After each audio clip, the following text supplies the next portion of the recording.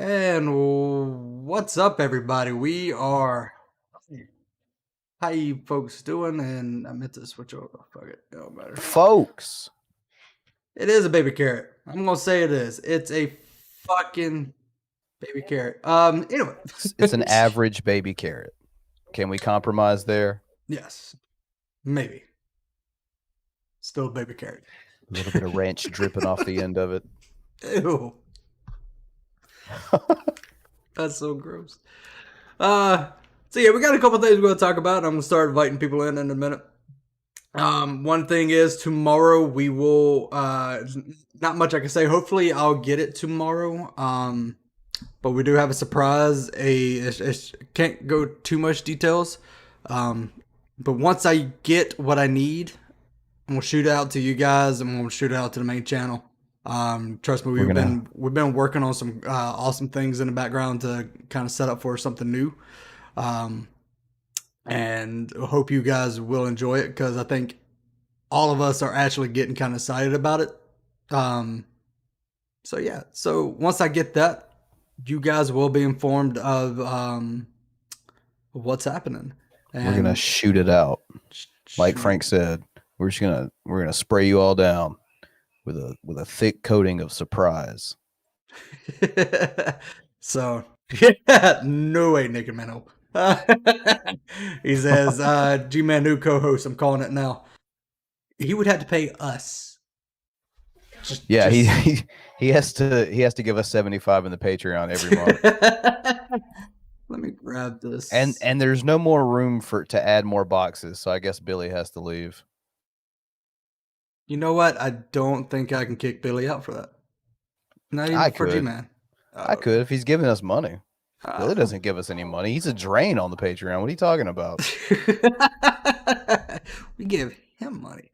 Exactly. We're actually going to talk about that today. Before I shoot out the link, because I'm trying to actually get the chat up so I can see you guys here. Hold on, give me a second. Not professional at all. White Guy TV's back calling us demoralized liberals. Fucking racist. Yes, Suplex City. Wow. G-Man is a bitch. I will agree with you there. Yeah, I mean, Suplex has yet to call someone a bitch and it not be 100% true. Exactly. I'm brought to, once again, Billy again called him a bitch. That's factually accurate. G-Man called him a bitch. Factually accurate. So, trying to fist this up a little bit and make it all purty. Very purty. So, yeah, so we're actually going to talk about a new thing, I guess, that's going on. If you call that. Where it's fucking something, isn't it? It is. So if you're on our Twitter, I think we tweeted out, and I think Billy tweeted a mock-up putting our names in it. Steve has a new co-host. I guess he didn't learn from the first time. No offense, Kyle. But yeah, like, can we just stop right there and just say, all right, how long is it going to be until these two have a falling out? Yeah, so imagine I'll put it up here on the screen. Because, you know, Steve has a track record of working well with others, does he not? Exactly, right? The dude's a fucking winner. Let me actually pull it up through the shameful spray so you guys can fucking see it real quick. Because it's actually kind of small writing. Baby carrot font. Yes. That way I don't have to do any weird fucking screen sharing. I can just read it out to Brandon. Oops. I put it the wrong one. Fuck me. Right? I mean, not on air, but I mean, you know, you're only like an hour away. I think I can make it happen. Well, we'll wait till we got everything through Pornhub. All right, so this was sent. I'm tired as hell for some odd reason, so I'm like, I guess extra goofy, you can call it. Yeah. Anyway, this was sent to I think a lot of people who got their newsletter from Agree to Argue or sign up for it. It says, we hope you've had a chance to tune in to our Agree to Argue, our newly launched July 8th video show with a Christian and a non-theist as a co-host agreeing to engage in respectful dialogue. There may be nothing else quite like it. I tuned in. I did. This photo floating around that we're looking at turned me on to the fact that this channel existed, and then I watched the intro, and I'd already seen that whole 35K thing. Yeah, you guys would have to pay me 35K to watch that. That's fucking mindless, boring drivel, and that's coming from a host of the Geek Room. Yeah. So let's see. Hold on. I'm trying to.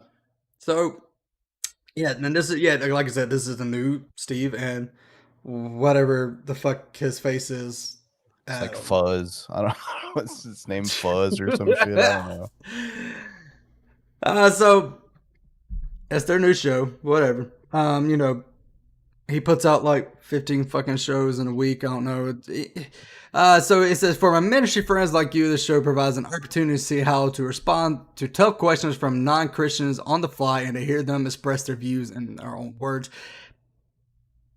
This has been done before, and I just can't think of any channels offhand, but I know I've seen stuff just like this. This is nothing new.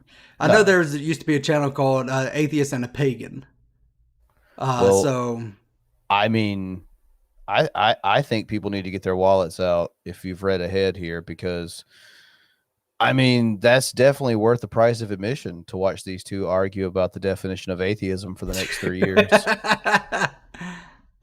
Shit. Let's see. For non-Christians, we pray that Agree to Argue will help them consider Christians and Christianities in a whole new way. Through the lens of mutual respect. So, anyway, fuck all this shit. Surprisingly, it will cost just okay. It's only a little. I'll have a small loan of $1 million. It will cost just $35,278 to fund the entire first year of Agree to Argue. Wait, Frank. Yeah. How the fuck have we been around almost 3 years? No, almost 4 years. How the fuck have we managed that? Because I don't think there's been that much money involved in our channel since its inception until now. How do we stay afloat? How do we do it, Frank? It's called getting a fucking job. Yes. Legit. So, let me read the rest of it, because the rest of us stupid as hell, and then I'll just go into my piece.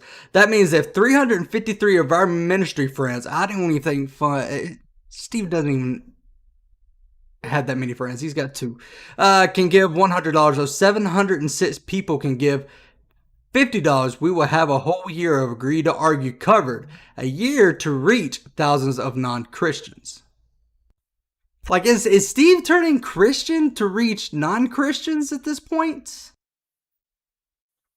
Or is this like another, like he wrote up his own thing? Like, it's like the Christian write this is like, so we can reach non-Christians, and he's right, so we can reach Christians or some shit like this. It makes it's stupid. He's grifting. Yes, he's just grifting. That's all this is. You know, all the shit he's talked about some, I'll take, for example, Brett Keane. I've never heard him say too many nice things about Brett Keane when it comes to this department, but that's the same shit he does. That's the exact same shit he did. That guy, when he had popularity as a YouTube atheist, he was an atheist. Whenever he found out that Christians would give him more money, all of a sudden he was a Christian. I mean, this is the same type of shit. They're the same type of person. Okay, so my reason why, like, I retweeted this and I said it costs nothing, and it doesn't really cost much of anything. And before anybody comes up and says, "Oh wait, there is paying people for their time, there's paying the breakdowns," yes, that obviously, no matter what, that's going to fucking happen. I've had stuff break down, but I repaired it myself. Or not repaired it, replaced it. But my issue is like, they're asking for the money up front.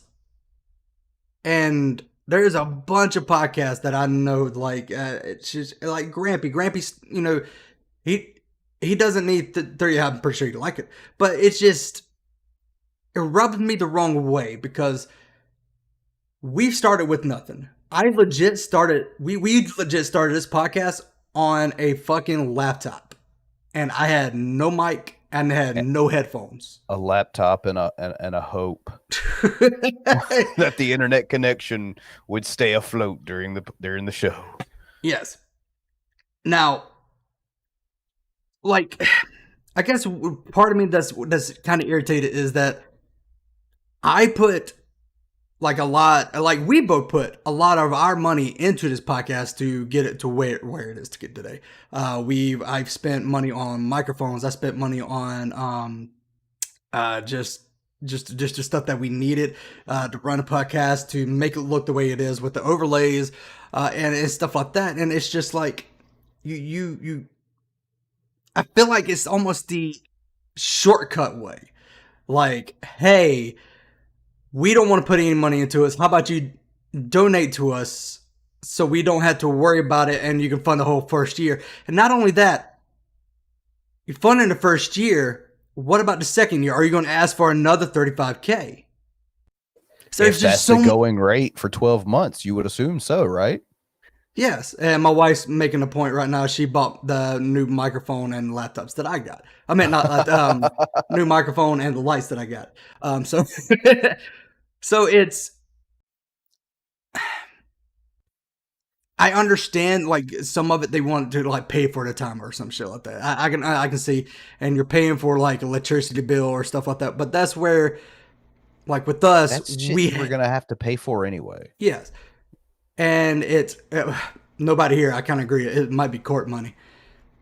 I mean, seriously, it's like this kind of and with this kind of stuff, you always have to kind of be careful because it's essentially like a GoFundMe in a way where it's like, okay, yes, you're donating to a project, and if this project doesn't get off the ground, don't expect any money back. I mean, that's the type of scenario you're getting yourself involved in. And I'm not shitting on any project like that, but when it comes to certain people, I don't know, maybe I'd be a little leery of this. And I'm not trying to say, oh yeah, this is just some sort of a scam. I'm not coming right out and saying that. I'm saying it's not outside the realm of possibilities. And furthermore, dude, I've seen the content on that channel. I don't see who the fuck would be willing to donate any large amount of money, because what were they saying? Like a donation of $100 from X amount of people, or like, who the fuck is going to give $100 for this? Exactly. Like, I didn't go into when we first started. I didn't go into it thinking like, oh, we're going to make money right then and there. I will show you guys our first episode. I shit you not. Please don't. Doughy face, me, no beard. I didn't even have a chair. I didn't even have a fucking desk. Hold on, let's show you something real quick. This thing that's behind me, that's what the computer was on. And I sat in front of it for 2 hours while my ass was numb. And and one thing, I'm not disparaging Carl's work. Carl's work is fan-fucking-tastic. To the contrary, actually, if you go and you look at Agree to Argue, the 2 videos they have up, and you go look at one of the videos Grampy's edited and put together, I guarantee you Grampy put more time and effort into that than what you see on Agree to Argue. So, I mean, who really deserves the $35K here? Just saying. Yeah, really. Give Grampy $35K if you're planning on giving it to these goons. Hashtag Grampy35. Like I said, we went how many years? Like, we just now started actually making some money. And again, to anybody that donates to Patreon, Super Chats, joins the channel, we thank you. Oh yeah, but from now on, we need that money up front before the show starts. All right. Yes, you got to give it all before we even start it. You got to pay for an annual subscription to the fucking Geek Room now. And it's, again, like, there's certain things, if you want to start with a fucking show like right off the bat that makes like really look good, yeah, you're gonna spend money doing it, but I don't think you should ask people to do it Because again, what if your show never gets off the ground? Then people, you just got 35K for for nothing. And it's just weird as fucking. It just rubs me the wrong way with it.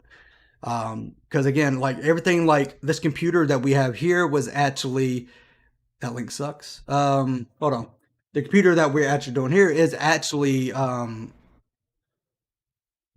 people who donate to our show actually did this to us, and I oh shit, I give you the how the fuck did I give you the Streamlabs? Here you go. Sorry, Grampy. It's I don't know. There's so much wrong with it, and it's all in my head that it's like, and really just fucking annoying. They're like, they think their shit is so good at this point that they're like, you know what? We need that 35K to run for a whole fucking year. Fuck you. We ran off of a fucking laptop for like 2 years. One of them would legit overheat on the fucking on the desk that I have. I didn't even have this desk. The desk that I got now, I paid for. The desk that I had before was a fold-out table. and do you want to know something interesting about that? The setup you're talking about, this thrown together bare fucking minimum cheap shit, is something that caught someone's attention, and he decided that he was going to try to utilize us, your services, us, constantly praising us. That was this show that came literally. We didn't have 35K, and he thought it was a good show at one point in time. At least now he doesn't like the direction, so publicly unsubscribe. But my point is that a show that didn't have anywhere near that kind of budget grabbed your attention, Steve. Exactly. I mean, I don't know, man. This could totally be just these guys wanting to start this channel, and for whatever reason, they have decided this is what it's going to cost to do. But I think it's just a little fucking outlandish. I think it's the price. I can kind of somewhat see, especially if you're a home jobless hobo living in a fucking closet. You need that fucking time. Yeah, and get paid. I mean, but how many lobster rolls can you buy with $35,000? Show me the booty hole. And I'm going to real quick. Katie pointed out something that hey, great. At about $15 to $22 a pop, depending on where you go, you do the math. You know what I'm saying? Oh, yeah. Fuck yeah. And videos being playing. They're fucking worth it. Sorry. So, Katie K brings up a good point. Our show, we pretty much built it from scratch, and it is very rewarding to see where it is today. Like, how many people are in our chat? Because we used, I shit you not, this episode here, which only has like, 84 views, we were talking to Robbie the whole fucking time. I kid you not. We were talking to Robbie the whole fucking time. He's our favorite fat bald guy, Me and Robbie are friends again on Facebook, We've had our battles, and, we've... Thank you, Baptizing Fire, for showing some support, by the way, for $3.99. Go ahead. I remember watching you guys in the beginning, and honestly, I thought you guys were funny, but it was just the fact that your show was so horrible in the beginning because one or both of you would like cut out, and then the other would be stuck, waiting for the other person to come back. And sometimes it was funny because Bran would roll with it really well. Frank would, honestly, Frank, and I love you, buddy, but sometimes you look like, oh fuck, I'm lost, you wanted to like put on fucking tap shoes. It's like, what am I supposed to do? Tap dance? Whackity schmackity do. I did like one thing that kind of like I remember like Paulson would say I would have that deer in the headlight look, and I really did. Like I look back on some of it today. I was like, I actually did have that look because I was like, oh fuck, where did Bran go? I gotta get him back in the show. so I did have that deer in headlight look, and I'm just sitting there trying to do everything, and but yeah, no, I'm going. But all of that happened because we didn't have $35,000, you guys. Yeah, exactly. No, I'm actually amazed. I mean, I saw a lot of people that like wanted to do like shows and stuff, and I was actually like pleasantly surprised that you guys actually like kept going and stuff. So somehow we fucking pulled this shit off. Yeah. And you got certain people that don't like you and stuff, which you haven't made it until you have haters, or people like Polston. Well, you got Polston like God right off the bat, Polston's not too hard. All you had to do is just wave like jingly keys in front of him, and he's just like, ooh. I still watch his videos. He's an idiot. Yeah. So like this one, it's legit the first episode, and it was done like I made this like through Google Drive or something, and you can see how choppy it is. Frame by frame. Frame by frame. And I was doing it through and then it goes to an old game that I had trying to make. So you can start a podcast where you don't have this, and then look, this is the same room that I'm in right now. My ass is on the fucking floor. You're about to see my big fat fucking head right in front of the webcam. Hey, I've sat on a stool for 5 fucking hours with your ass ever fall asleep like on a really hard chair? Yep. Yeah.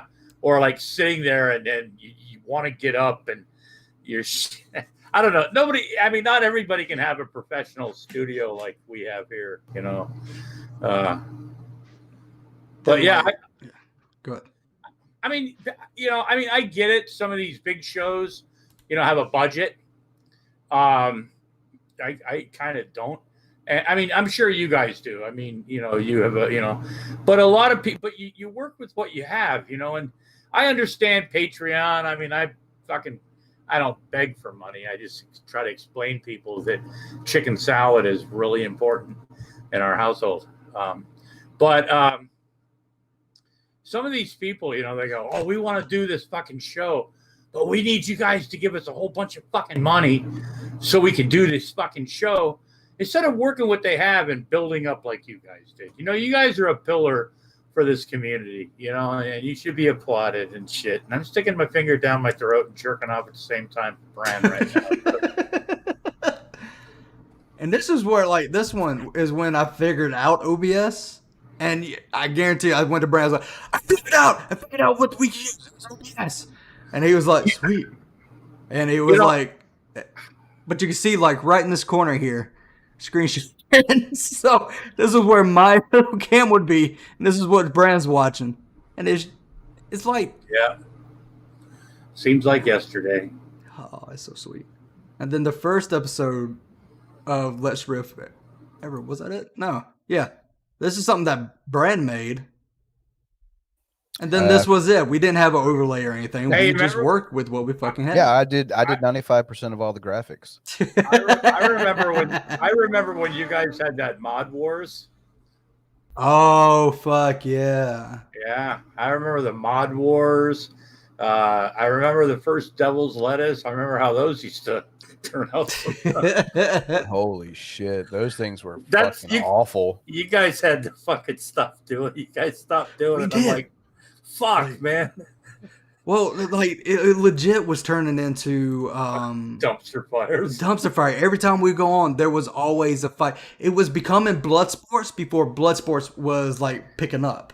It was almost crazier. Do you remember the Quiet Atheist hangouts on Google when he would let literally anybody in the fucking room? Yeah. Yeah. They were pretty much on the same scale. It was everything's fine. Somebody comes in. Boom, next thing you know, just all hell's broke loose. And yeah, but your Mod Wars, man, I still remember that.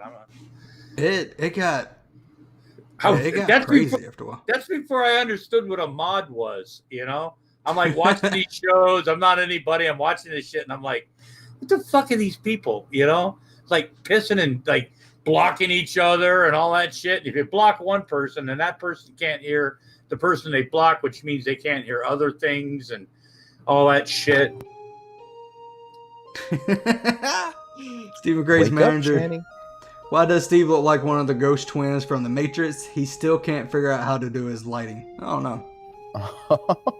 You know what? I've actually got lights that I've never put up because in this room that I do my shit in, I literally have one real outlet, and I've got like 3 of these heavy duty extension cords with what are those surge breakers? What are they? Or you know what I'm talking about? The Surge protector. Surge protectors, yeah. Got some nice surge protectors. So I've got like shit, like I got like underneath my feet and everything, just like electrical cords and fucking all sorts of shit. And it's, you know. You can't just fucking come in here with that picture of Gary. Oh, absolutely, I can.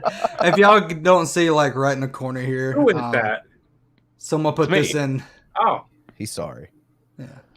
Oh, the picture, gee, man, that's almost as good as, I mean, that one where he looks like he's, I don't know, totally not sucking a dick. You remember this one? Yeah, or licking. Yeah, it looks like he knows how to lick some fucking totally non-fucking homosexual balls. But I'm not saying that anyone should put a glory hole in front of Gary, but someone should definitely put a glory hole in front of Gary. Oh, put a dick in. I mean, he needs to be teabagged in that picture, man. You know, I mean, With the sound clip of him saying he loves bukkake in the background. no yeah. shit. Yeah, I mean that's I mean, I think it would be a federal offense not to do it. It's just I think we're unpatriotic unless we get that done. I think I do believe Give that's me a true. while. I'll at least get the bukkake part. I mean, that's as good as Stinky with the fucking Go-Gurt, man. That's just one of those pictures that, when you saw that, it's like everybody that knows anything about anything with the Von. There's certain times This one right you here. just, oh See, yeah, it's just a Oh, list yeah, of dumb dude. fucks right here. Yeah. Oh my gosh. or Stinky, So much going on. Stinky jamming fucking spaghetti in his fucking mouth and like trying to shove it back in before it all drops out with a fucking spoon. It's like Ethel, come look. He's eating with a spoon again. yeah. And that whole fucking spoon thing, somehow, how he likes to just randomly like quote like something from a song or a movie or something, like a lot of idiots do, that just it's got nothing to do. His whole thing with the spoon stems from the Tick. Remember that character? The big blue fucking thing. Yeah. He had something about him. There was a thing about something about spoons. I do remember that.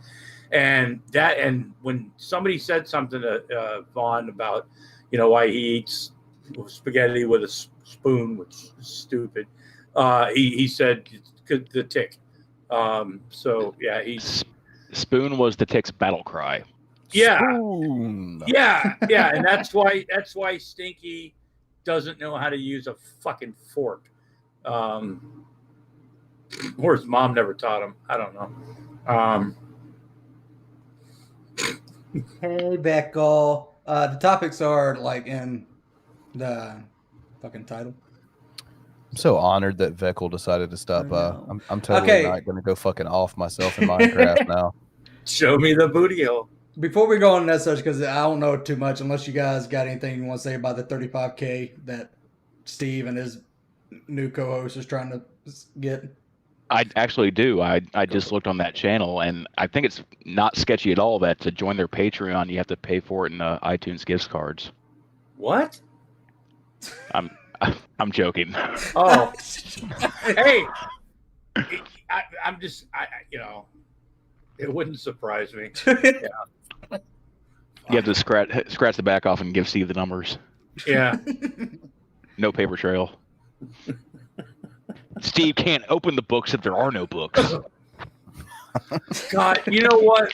I'm not a legal person or anything like that, but it's the one thing I like about Nate Brody when he's talking about this, like the whole non sequitur thing.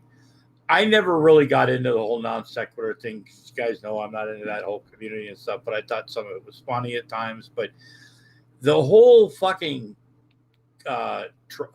court thing with Steve and Kyle, the only reason I give a shit about it is I like watching Nate describe it. Oh, yeah. And being an upstanding guy, you know, when he's trying to be as objective as possible and stuff like that, I've often wondered how many times he's had to like just like shake his head and just almost like lose it, and just like go non-lawyer and goes, you guys are just fucking stupid, dumb fucks, you know, why the fuck is this even? But you know, he makes it entertaining at least, you know, and shows what kind of, you know, like just dickheads they both are, you know. But hashtag fuck Steve. And 35K, Grampy. That's what you owe him before he gives you this content. well, you know, we were doing our budget just the other day here at Lobster Studios in the Hot Wiener Emporium, and we've thrown out a budget this year of about I don't know, $5,000, and we think we can operate under that budget. You know, so if who's a mathematician out there? Steve, obviously, since he's lecturing everyone on fucking math now. Okay, so he we need lectured himself. I mean, I can't rely on Theo Noncog. He keeps telling me he's gonna like have a GoFundMe for a new computer because apparently my computer isn't good enough for him, you know. My quality product. But if he wants to, I mean, go for it, dude. You know, but still, you know, I mean, for $5,000, and it wouldn't be $5,000 computer. I mean, fuck, I'll use refurbished shit. If you'd like to send me one, I'll send you my fucking address. I'll say this: you could probably. Why don't you just look? We can kill two birds with one stone here. Hire Steve to work out back of the Hot Wiener Emporium, picking up rubbers, and eventually he can work his way up to that 35K, you know, goal. That's an idea. Maybe I should contact him. That's an idea. Look, you know what? I've got my notepad right here. I think contact fuckface Steve. And here's the thing: like, if someone buy some matches and a can of gasoline and push them under a gasoline truck as it crashes into it. Yeah, yeah, we could put that on pay-per-view. Yeah, in Minecraft, obviously. In Minecraft, yeah, absolutely. Like, and here's the thing: like, if someone ever like needs something, like let's say, Lobster, your computer breaks down, and you like the same kind of like situation. Like, fucked. I have a laptop. I have an old laptop that I can crank up and stuff. But if it was to like go down, I mean, I'd be like, well, I guess it's going to be a while before I'm really doing much. Yeah. You know, I mean, like, say like something that happened and you needed like you made a GoFundMe or something like that. Fuck, I donated $10 to Kyle's GoFundMe for something. Well, to trigger, you know, Steve, but like, I can understand that, but you're not like asking for all the money up front. Like, you know what, I need like a $3,000 computer. You're like, no, I just need something just to kind of go back to what I was doing. And like, I think that's another reason why I get so irritated with that whole 35K thing is like, watch the fucking channel. What about those videos that you've seen produced?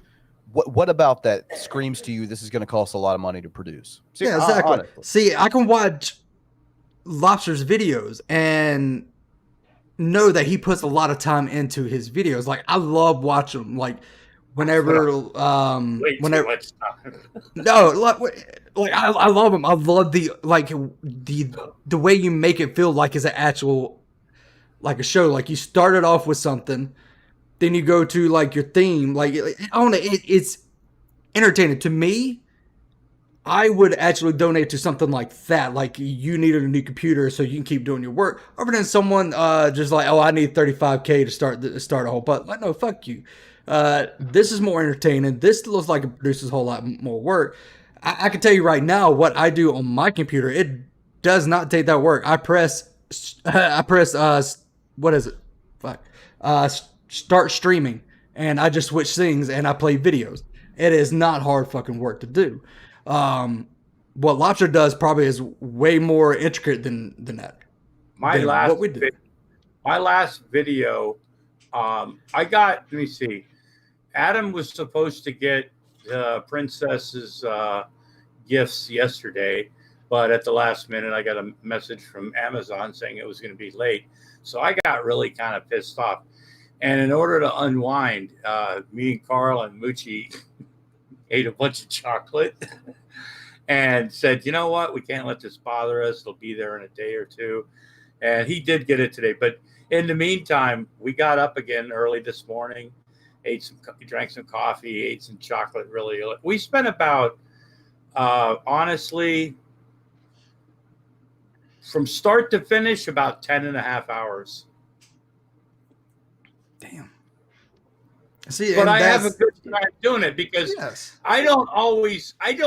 What I start with very seldom, like I wanted to do that whole thing with Stinky and the COVID shit today, right? That's been kind of like going, this is, but the other stuff that was in it, it just gets, I throw stuff up there and go, okay, this is coming up, so I need something. And I try to pick music where you can hear the sound and I try to get away from music that has a lot of words, except for like the Fun Brigade song or the Rootin' Tootin' Cowboy song, or certain ones, or that one that I sent you, because people like that song. Or there's a few songs that I will, but I've always used them. And but no, it's trial and error and shit, and I'll fucking, by the time I've finished the video and like even upload it, before I even upload it to my hard drive, I've probably watched it 5 times. Oh yeah. Or I mean, not completely through, but I know where this ends. I know what this sounds like, but I'll like bounce and I'm like, yeah, I'm not sure. Do I hit the button? Do I hit the upload and shit? And like I said, it's why my videos are so long. I don't know when enough is enough. So then I'll do. I go, no, it needs this, right? And when you add something when you've got something that you like, and all of a sudden you go, oh, it needs this here, and it takes it, even if it's like 3 seconds off of what it was, it can change shit because then you've got to, I don't know, it gets weird. And no, I know what you're talking about, because like there's a lot of times where some of the videos that I make, like say, oh, I need to put this one here instead of here, and I got some kind of music or something in it, so I put it there, and then it moves all the movie things over. So now you got to go and figure out where that spot you needed it again, where the sound cue, and put it back where it was originally posted. Like I'm starting to, like with the TGR bites, I'm starting to get into a little bit more of like making videos. It's fun. It is. It's aggravating work. Yeah. I like those. I really do. Those are fun to watch. Because unlike the videos that I make, I have a hard time sometimes watching like videos. I mean, nobody makes videos like I do, but like videos that keep going on and on. If it's an interesting podcast or something, I'll like watch it, or it has to keep my attention. But like with so I probably wouldn't watch my own videos because I don't have that attention span. But it's fucking. I mean, I do watch them, but I mean, it's weird. But like your TGR bites thing, I think those are fun. Those are. It's something quick, Exactly. I like doing it. I think it's fun, and it's. But I can understand like the people who do a whole lot. Who I'm trying to dip my hands into making a little bit like I'm gonna say like burnt toast quality, because like her last couple of videos have been like fucking amazing. Like some of the stuff she's been doing. So I've been trying my hand at that, but it's just like fuck. I need a new. I need an upgrade from what I've got to do it. And well, I hate you for doing that. You made my life miserable by making those short bites. I'm now sub to a channel where a guy paints his fingernails and shouts at the screen. That's some beautiful shit. And I cannot stop watching. So look in the private chat. I sent you a message in the private chat in here. I need your email address because I need some revenge. I need you to show a video that I'm going to send you. All right, because that is on topic. That is really on topic. Because you touched on what the costs are for a live stream. I have the perfect commercial for that, and I'm going to send you that. Okay, yeah, go ahead and send it to me. I'll grab it. Shit. Yeah, I mean, with the live streaming or helping, I've got like 3 people that help offset the cost of my StreamYards every month because they like me, and everything. But that's and that pretty much covers my StreamYards for the month and my subscription to the Geek Room. I paid my $5 or whatever a month to the Geek. It pretty much covers. And then I'll have like, what was it? $5, $4.50, something like that. So I mean, people are willing to help you out sometimes, but I mean, if I had a different computer, I have software that I don't know how to use that is really good software for fucking making movies and shit. But the only and I actually paid for it, but I couldn't figure it out, and people aren't willing to like sit down with me because I'm not very bright. And that's how I upload it on the fucking YouTube. But yeah, it'd be nice, if somebody wanted to like, it's like, oh yeah, we need $35,000 to operate 12 fucking shows a month, or even 24 shows, or a year, twice. I mean, this whole thing has pretty much been building up to me saying, look, we're not asking for $35K, but we are going to need about $350 for the next year. $350 be fine. $350 be fine. This is the perfect commercial for that particular channel. Just play it, Frank. I saw you got it. Yeah, I got it. And there's a difference. Oh, I'm sorry. It's going to be porn, isn't it? It's going to be loud. I want to see loud porn. Oh, Jesus. I'm not going to support you if you can't support me. Fuck you. Fuck all of you. Do you understand me? Fuck all of you. I have a right to make money on YouTube. I have a goddamn right to be able to have a private stream without having you fucking faggots. Fucking asshole. Fucking Steve-O. So anyone who's not blocked by Steve, just go show him. Hey, here's his answer. Hey, fun fact though, when he finds out that people use their shit, he's the reason I got strikes right now, and I got to be kind of nice. So when he finds things, he will flag it.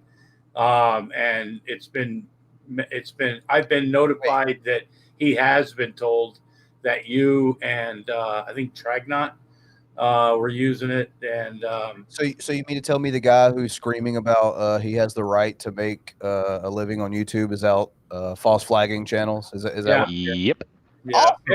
Oh, great! I actually got a paragraph and stuff like that I can actually send to YouTube to actually beat it, just kind of like how we beat Von Helton when he tried to flag us and stuff like that. So. Yeah, I don't think he quite understands that. Yeah. Fun fact for all you people. Fun fact for all you people that don't actually know this, that might be in the side chat and might be going, on the emo bandwagon. Well, 2 years ago, I found emo. About 2 years ago, something like that. And there were like tons of videos that he'd made that like literally nobody had ever watched. And I started putting him in my fucking, it was a gold mine. I used to get shit for this stuff, right? Now all of a sudden everybody's on the fucking emo bandwagon.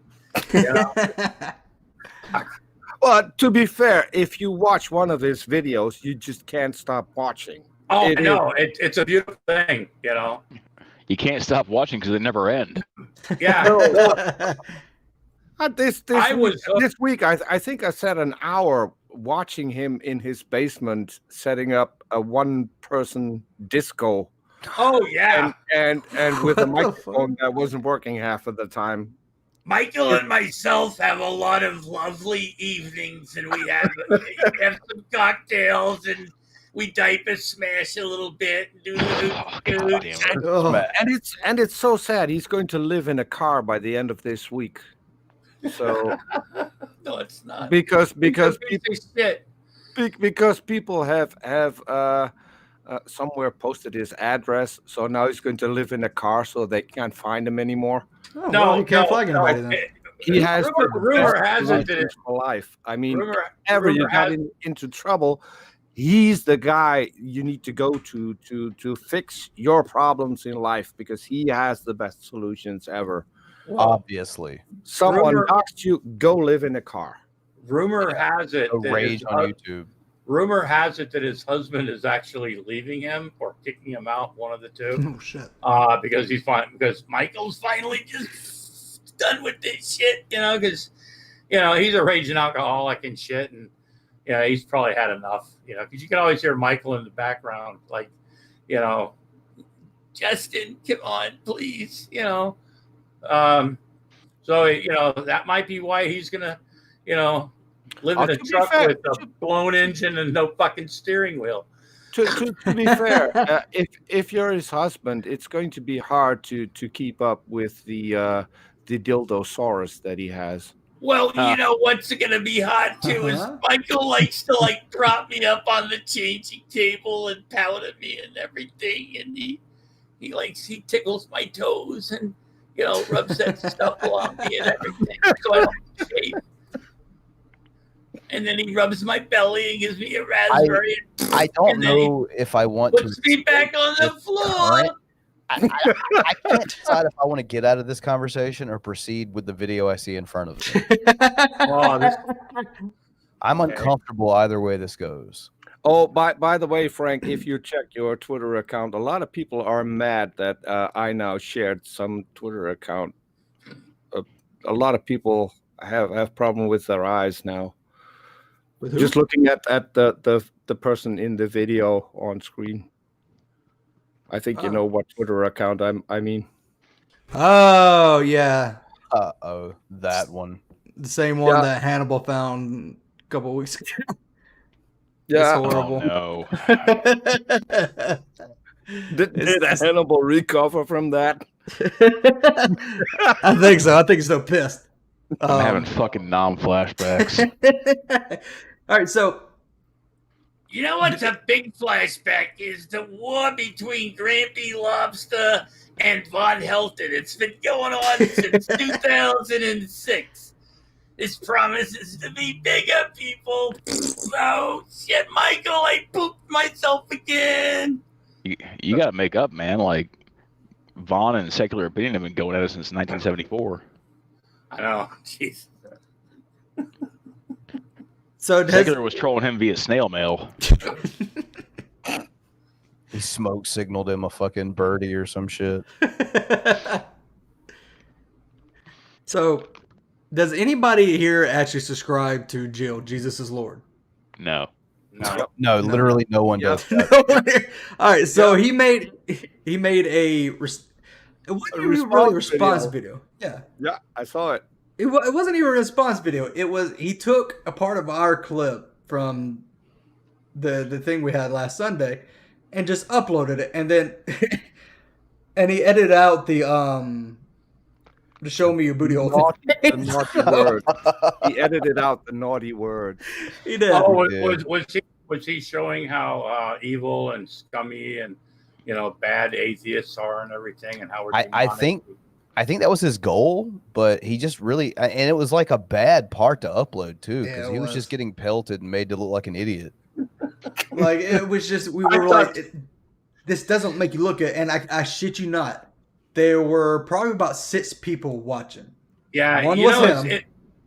Go ahead. It's pretty much over, when words like sodomite and homo starts being thrown around. Legit, like there was only 6 people watching. One was scholar. Me.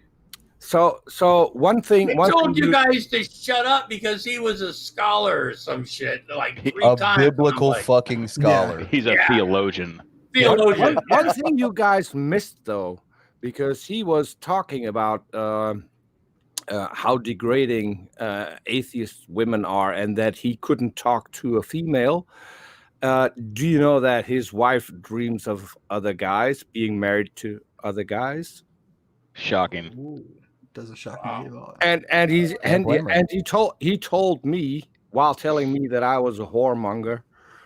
And I told him, well, what's your wife doing then? I mean, dreaming of being married to another guy? And she tells you that that's what she dreams about? Does he really say that? That's a you're being- sign, isn't it? Oh, You're being shit. cucked in the dream world, man. Yes. She's probably only dreaming those dreams when she's not flinching when he makes sudden movements. And I'll be honest, if that guy is a teacher, I'm going to eat my entire computer. Yeah, there's no way. Yeah, he's There's no way that he's a teacher. Someone says, he's a teacher like Von Helton's a space marine and or a chemist. or a chemist. He probably teaches high school at the same school that Kent Hovind taught at. Yeah, That's exactly. probably where he teaches. Well, One of those, someone told me he teaches in a church, so it's So he doesn't teach. And Yeah. Look, you know what? They have these like Christian day schools that maybe aren't accredited type or No. Basically just homeschooling, but then outsourced. Yeah. yeah, Yeah. I mean science. Here, you can class. be socially awkward at church too. Yeah. When he tells people he's a math teacher, he tells kids, "Is there math in the Bible?" No. Well, then you don't need it. Yeah. Class It's like, dismissed. But here's the Yeah. question. he's a math teacher like I'm a math teacher. I mean, geez. Will he allow girls in the classroom? That's a question. That was my Probably question. not. If he refuses to converse with women, like I think he what did he say? Go get your husband, and then he Yeah. left. That was it. yeah. Yeah. Yeah. Go I ahead. have never understood, and even and serious. Honestly, I've never understood how, like, if you see an attractive woman or a woman that's wearing something that looks pretty fucking hot, she's got some cleavage, she's looking really nice. Are you talking about I- Shani? No, but I'm just saying, I've always been able to like I don't know, like, well, look what she was wearing, she was asking to be raped, right? I've never had that thought go through my fucking head. I can go think in my mind, what I might want to, or whatever. But the whole idea that people don't feel safe or around a woman that's like looking nice, because they might not trust themselves. Their manly urges might take over, You're basically saying if you wake up tomorrow and you no longer believe in God, that you're just a rape machine. Yeah, pretty much. I mean, I'm willing to put good money that like Jill makes his wife like dress in full Puritan garb with her, oh, I wouldn't doubt it. He probably, yeah, with her black eye and her busted lip. it's herpes. No shit though, Frank. That viewer count that you were talking about, we got to get back to that because that was hilarious. So when I sent it to like everybody in our little Facebook chat, and I was like, look, he's gonna make it. So there were 6 people watching. It was me. I think Vekl was one of them, but I think he dipped out. I'm not exactly sure. He said something, then left. There was Smart. Billy. There was Bran. There was Jill. Some other guy that was trying to say, hey, debate me. Come on our show. Come on my show. Yeah. And then there was Autok. So there were 6 people. I was And half there of them too, was us. But I was there too, but I wasn't in the side chat. Oh. I'm not going to give him the fun that I'm in the side chat. Well, he kept blocking me, so I kept having to come in on different accounts to keep fucking with him. So I made sure to give you a dislike every time, Jill, just so you know. He got mad when I told him to show me the booty hole. He's like, hey, this is a Christian. Then I told him to suck my dick. So I'm surprised I did not get. I thought I was going to get banned for that. I was hoping. I was like, yeah, watch, suck my dick. And he's like, watch your mouth. This is a Christian channel. So I told him that, and I was like, then I told Bill, I was like, am I blocked yet? And he's like, nope. And I was like, shit. So I mean, I'll give Jill credit. He is a very effective troll. oh yeah. Like he knows how to get Can be. like he knows how to get people going, and that's the same reason why basically if anyone sees him in any chat that isn't G-Man or fucking Veckles, he gets timed out about 7 times in a row because Yeah. he starts saying like very inflammatory, misogynistic shit, and Sure. most people don't want to hear it. He does that on purpose. He wants you to go off on his channel, and then he can say, "Look at the big bad atheist." The best thing is if you go on his channel, just be nice. He'll end up booting you from the room because now he gets pissed off because you're not responding to his triggers. Taking him seriously. It's much more fun to just call him a cock smoker. Yeah. It'd be That's really the thing. funny. Like, I mean, instead of letting shit smolder for a while, why didn't you just light the fucking fuse and let it blow up? Especially if you're Billy. Like I saw one comment. I saw a comment in that video that I was like, I mean, I can't disagree. But the comment was like, Billy, give him a fucking chance to say more dumb shit. Like, shut up. Shut up. And you know what? I'm gonna put this out there again, and God damn it, I know what some of you people think. You know, he's like some of y'all think that he's some sort of, I don't know, mascot or some shit for the show or some shit like that. But I'd like to see Billy destroy Suplex City. Just shut him the fuck up. Because he'll come in your what stream was it you guys were doing, right? That he had, it was a salt mine or something, or one of those shows. He throws up you'll see him in the side chat. Hey, send me a link, right? You know, Alexa Bliss is my girlfriend, or some shit like that. You know, not understanding what the fuck is even, you know, because he's Suplex. I don't know. I want Billy to do it. I really fucking do. And some people aren't going to like me. He's afraid of him. No, he's not, right? And I understand why Billy's not doing it because I've seen Billy talk to fucking Jill, G-Man, Von Helton. You know, And Suplex is a cut above the rest. I don't know what to tell you, Grampy. No. Billy's running scared. No. I kind of get what Grampy is saying. Like, I do think that Suplex does need that little slap on the back of the head to like bring him back to reality. Yeah. Like, hey, I mean, he is the champ. I don't know what to tell you guys. I don't understand. I still remember when I asked him if he'd ever seen a naked woman besides his mother. He didn't win most chromosomes in preschool. Why would you ask me that? And I'm like, and a few people in the chat were like, "Oh, come on, Lobster, that's kind of crossing the line." And I'm like, "Oh, really? I mean, this shit." But no, I mean, I don't want to hate the kid. Okay, hold on. But Billy needs to slap the fucking piss out of him verbally. Because Billy's good at these things. He'll ask the quick questions. As soon as they start saying stupid shit, he's going to go, wrong. And let's move on to the next fucking thing. And, you know, we'll see. Okay, so I'm just going to go ahead and say this hashtag definitely has won me over. Hillary in the chat said hashtag beliterate. Oh my fuck. Oh, you win. Whatever the prize is, you win. 35K, I suppose. I don't know. I mean, I don't dislike the kid or nothing like that, but he seriously doesn't fucking understand much of anything, you know? And sometimes you gotta be slapped.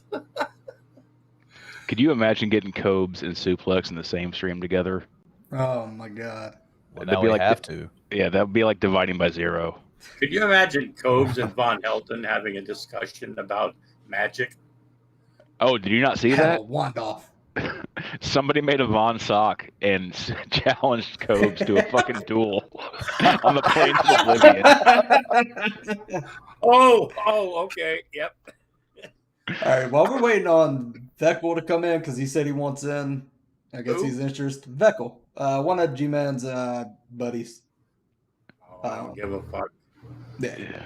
Well, Vekl can be pretty. He's usually pretty cordial. I've had a couple talks with him, and like he's usually pretty okay. I would agree. I talked to him earlier today. I was in a years ago. I was in a Google Hangout with his thing on it, and I didn't understand what it was. I didn't know if it was Native American or it was like kind of a Redskins like football day or something. So I'd asked him. He kind of explained something.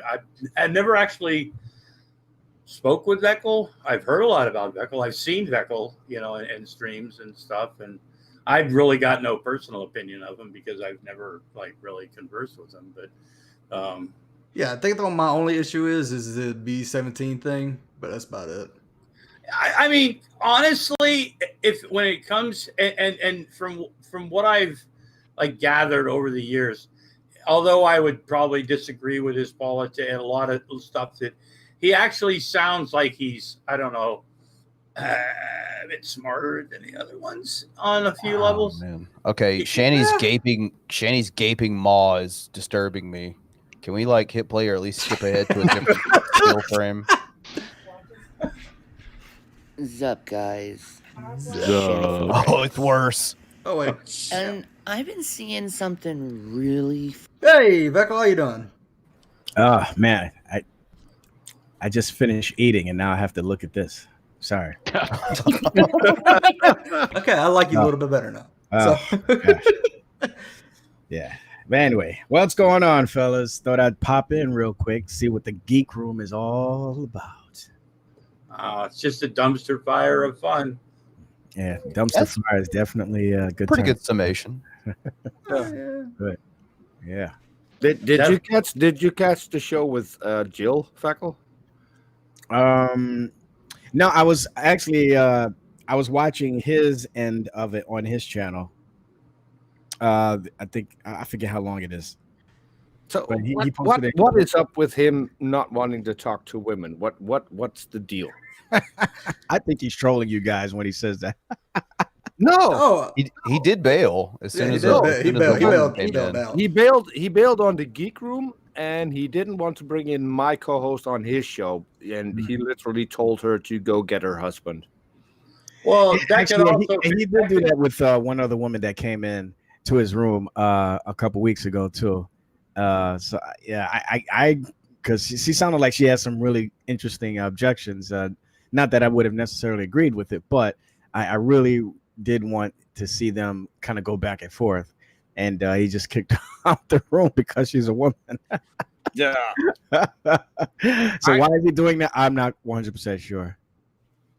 Apparently, I think he's insecure. That's it. He's insecure. He's apparently not happy in his marriage. He's just insecure. Oh, come on. well, You don't know. Vekl, you're being warned in the live chat by Jill, who has already been timed out. You've been warned about coming on this show. He says, "Don't do it," even though you've done it. What's done is done, Jill. It's okay. Yeah, I'm having fun, man. So it's all good. Hey, Vekl, at least I got to tell you something. I have actually always been a big fan of your avatar. I mean, years ago, I noticed it, and you probably don't remember that, but yeah, I've always been a big fan of that avatar. I always thought it was pretty cool. Oh yeah, it's part of my cartoon series. One of the main characters in my cheap animated cartoon series that I have on my channel. So you can check it out, folks. It's called 12. It's the name of the series. You should animate Shani to be the protagonist of the next episode. Oh, no comment. I just really want to see you draw Shani. I want to chat. I want to see if you have enough ink. Is the cartoon in widescreen, Vekl? Because Man, that's messed up. Are you good at drawing circles? But it is a 1920 by 1080. I think that's good enough. So what's she bloviating about today? Freaking like disturbing. If anyone knows, I'm LGBTQ. All right, hold on. Oh, for fuck's sake! No, bad timing.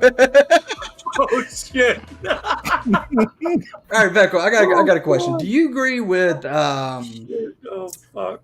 with G-Man when he's basically forgiving Shani of all the racist stuff she said, all of the racist stuff that Rev has said? Like, Do I forgive Shani? No, do you agree with G-Man like forgiving her? Because I mean, some of the stuff she has said is like really horrible.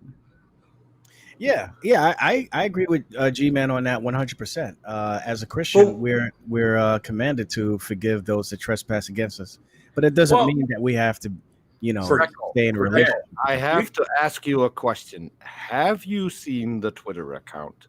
No, I haven't. No, but you know exactly what he's talking about. It should be a bucket list. I mean, seriously, you'll definitely have to ask for a lot of forgiveness after the fact, and but it's if you look at it in a certain way and in a certain aspect of what it's not intended to be, but what more of it appears, it's hilarious. It can be hilarious as fuck.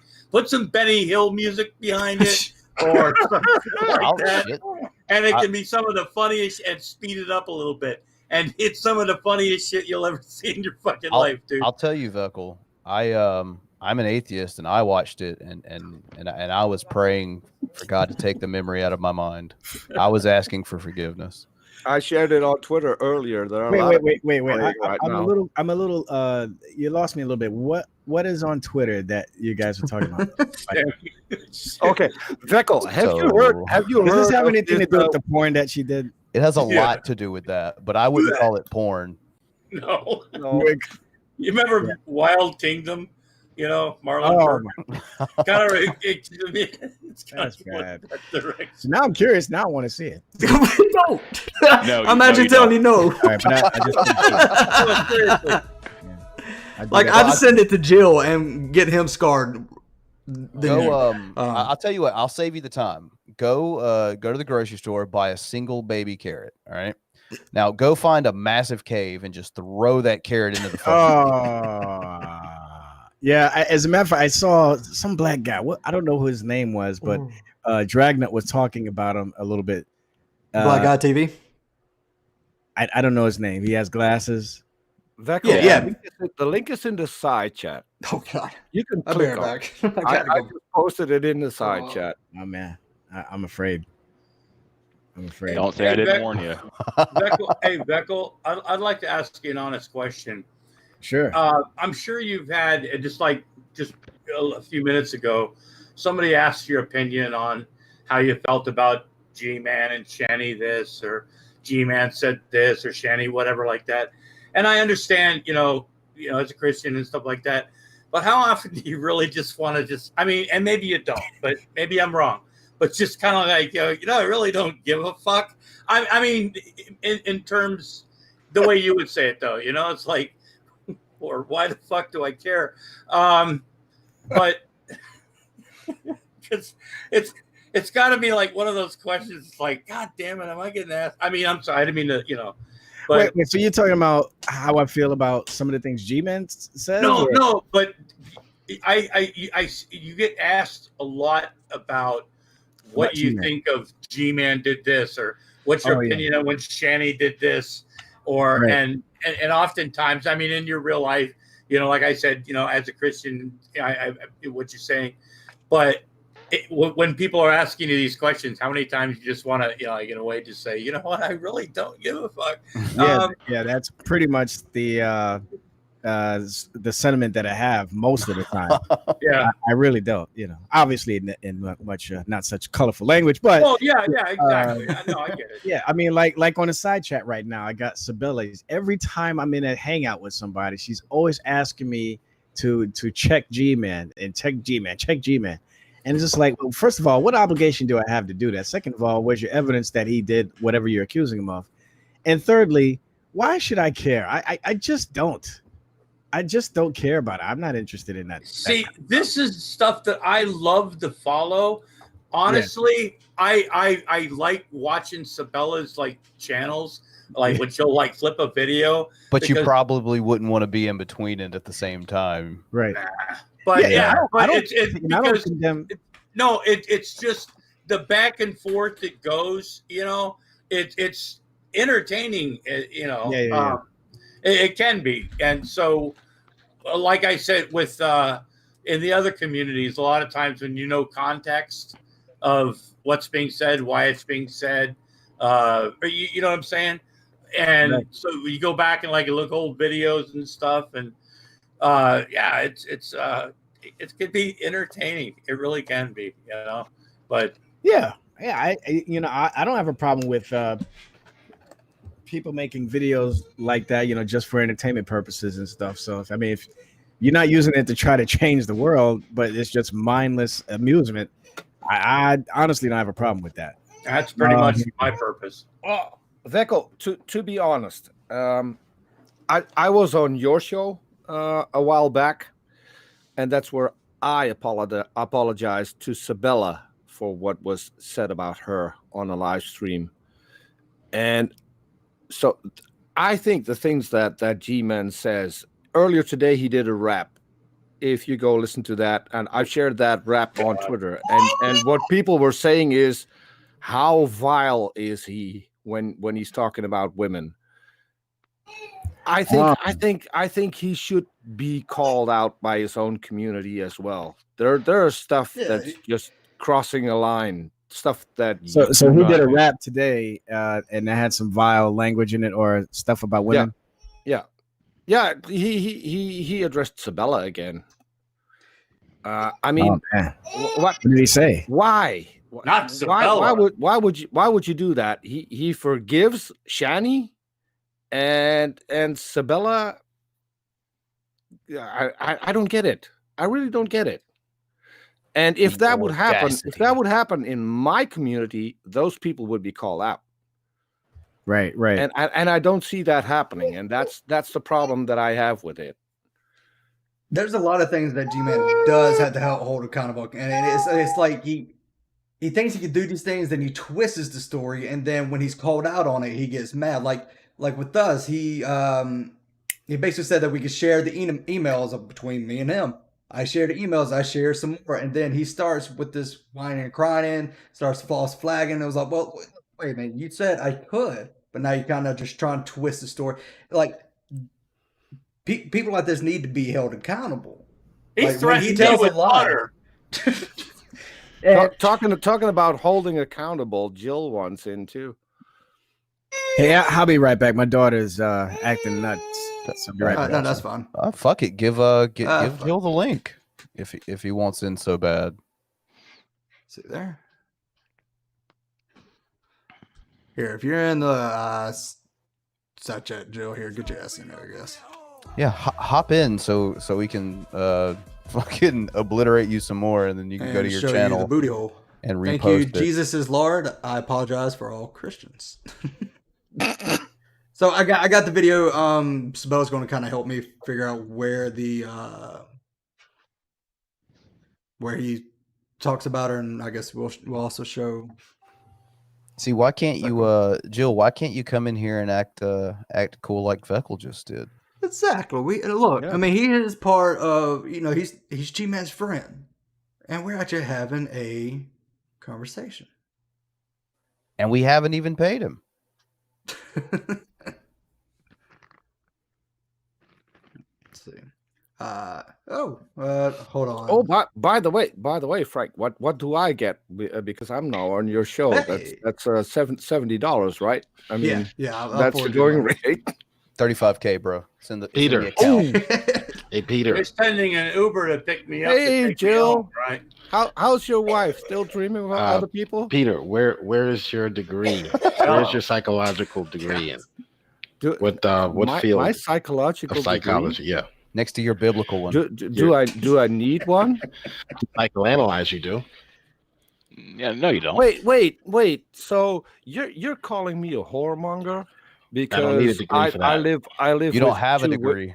I live with two women, behavior. and that's why I'm bad. But your wife is dreaming of other men, and you want to judge me? Where's your psychological degree? You're psychoanalyzing. I think you need to be more worried about where your wife is. I'm curious, Jill. When you go shopping and when you come to the checkout, so you don't there's a girl at the checkout. Bye bye. How do you get out with your girl? Oh, he ran again. You guys noticed that I asked him where his wife was, and he bailed, right? So Oh, he's gonna go find Wait a her. minute. Why did you sound so sad, Joe? You sound so defeated. You can psychoanalyze anyone. Where's your psychological degree? I mean, The same guy who have to have refused a to tell degree to do anyone to where get he a got his job, degree. to get a job legally to do it, you got to take, to get a degree, take tests, things like that, get licensed, You should have just told him, I can't tell you where I got my degree from, because then you'll dox me. You'll find out where I live.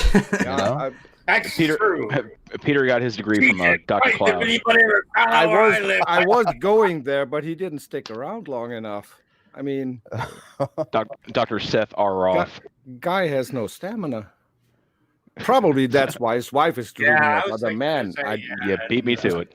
All right, who has a better stroke game, Rev or Jill? Well, I've said this before. Rev's stroke game is just DTs. Such a low bar, I mean, either way. And we're here to limbo under that motherfucker. Let's go, Grampy.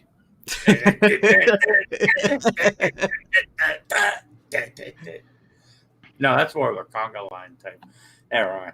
Yeah, Jill came in for about a minute. It took off. No degree.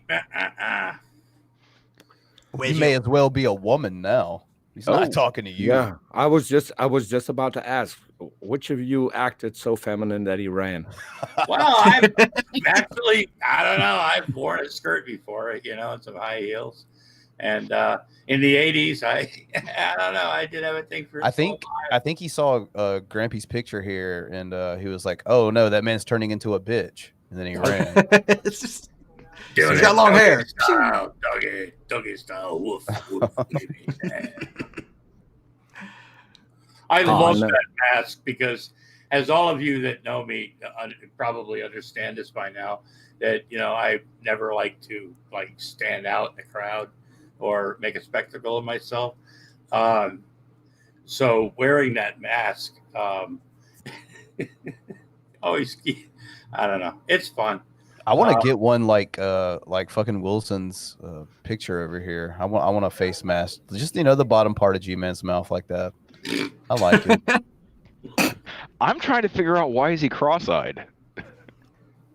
I don't know. Maybe G-Man's eyes has an answer for this. God damn, that was quick. I'm way man, but fuck you go. Is Joe gonna come back? No, I highly doubt back it. in here. But that segment will be up on his channel in a few days. The part won that exchange. Yeah, the part two. He just got timed out again in the side chat. I don't know why, but he just got. I told the mods, I was like, you can time him out, but just don't block him. There he is. Oh, I forgot. Welcome back. I forgot to tell you guys that I'm working right now on a stream on Numbers 5 to educate you biblically illiterate atheists. You're working on a stream. Okay. I'm back. All right. Jill, Yeah, you're Vekl, working on a stream because I reminded you that your wife. Oh, Jill's here. Hey. Hi, Jill. I just came in to tell them, since they were having so much trouble with Numbers 5, Vekl. Maybe you can help them out. Oh yeah. So well, you're making a video for only. So I'm doing a video just for you guys. Because it was only us in the chat. Thank you so much. Because I love you guys so much. Jill, if you're doing a video for us, can you have a woman in the video? Yeah. Nah. I love you guys so much that I love you too, sweetheart. Going to make a video to help you understand we're gonna what the Bible it. is saying, because yes. How can you make us understand what the Bible is saying if you don't even know what the Bible is saying? Go get your psychological degree, please. Get that psych degree. Get your biblical degree. Get that psych degree before you talk to me. I don't have a degree, but I do have some Jill, community college. You tell me where you got yours. No psychological degree psychoanalyzing people on live stream. Why are you psychoanalyzing people over here? Psychoanalyzing. I like That's that. what you said. Even if old man Peter, even if you got your psych degree 20 years ago, it doesn't count now.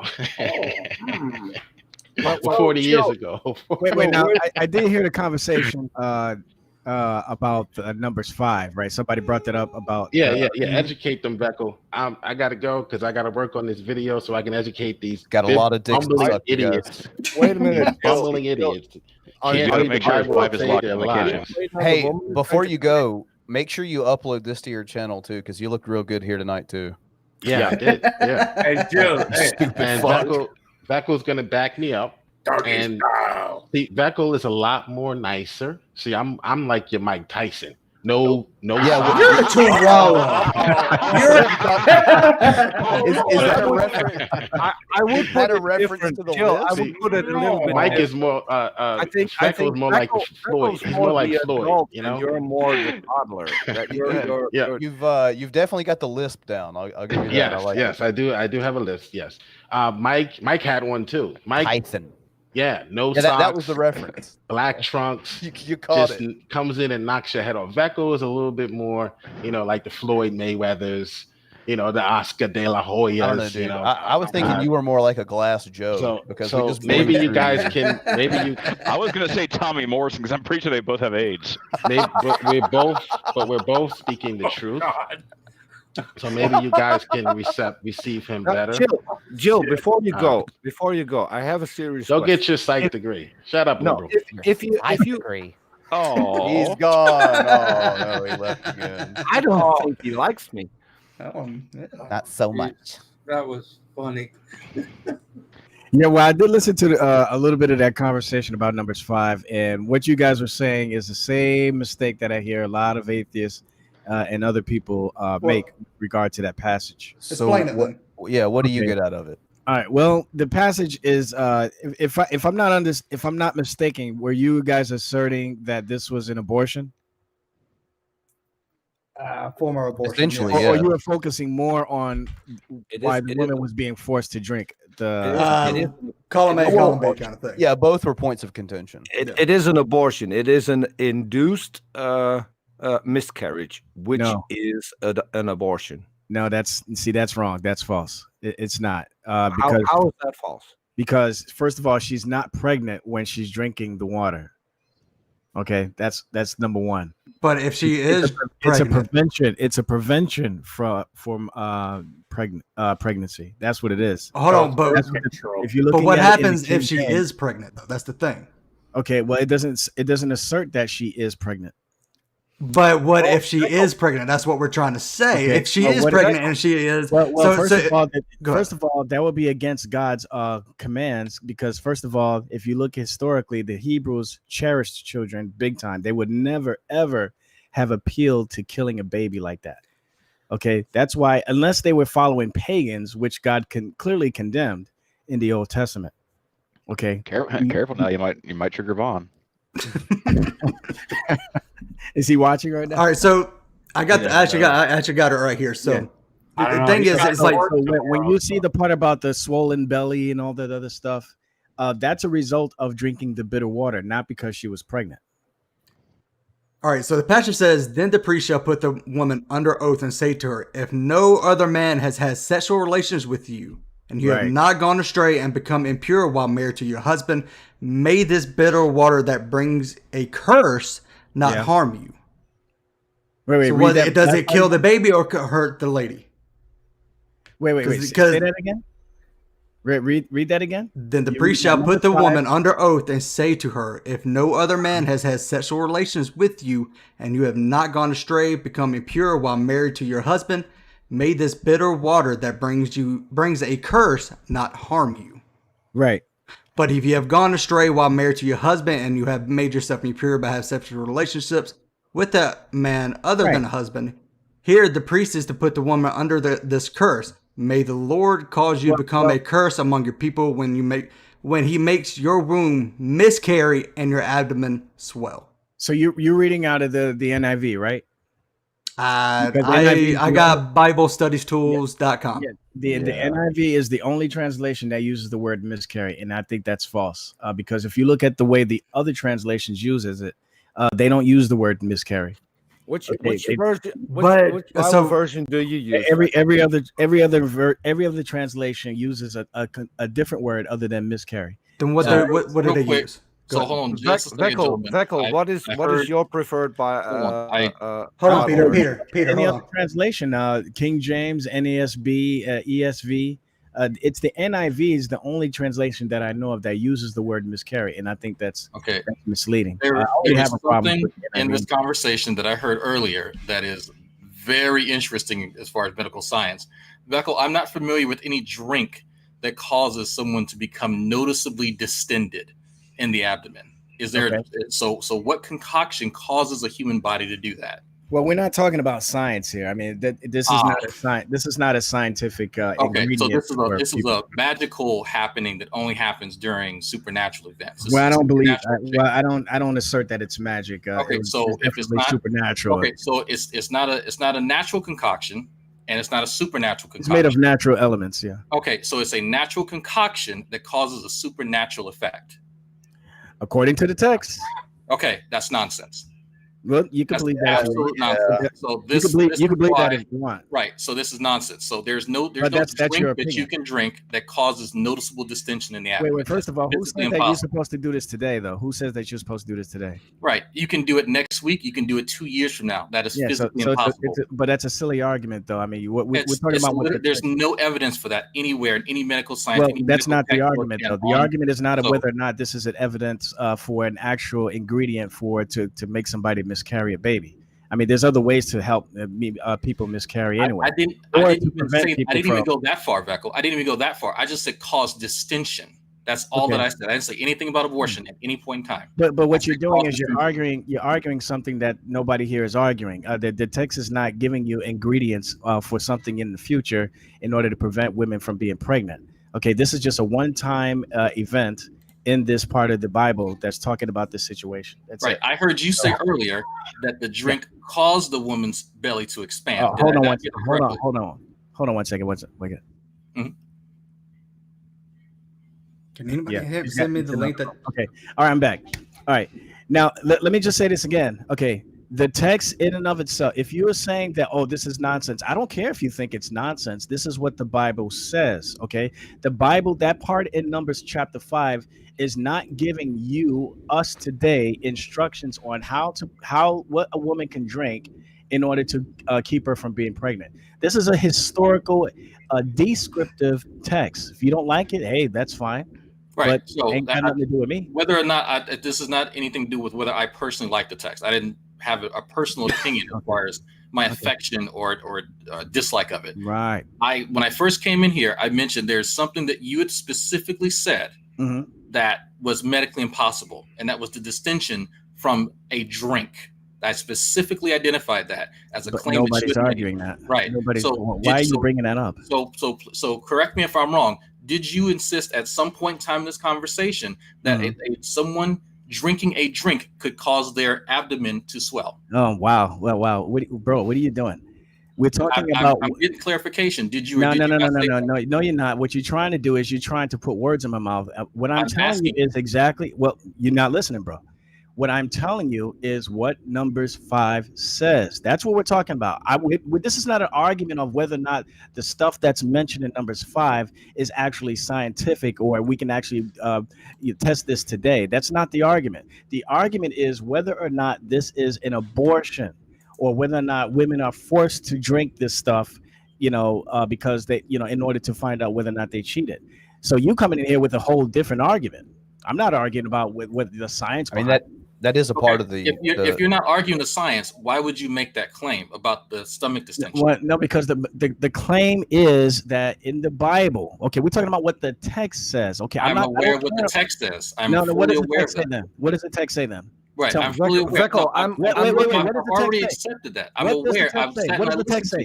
What does I'm looking at the text right now from the King James Bible. Okay. And the priest shall charge her by an oath and say unto the woman, if no man have lain with thee, and if thou hast not gone aside to uncleanness with another instead of thy husband, be thou free from this bitter water that causes the curse. Right. So in other words, what's happening there? That implies that the woman has had sex with another man, and would be pregnant.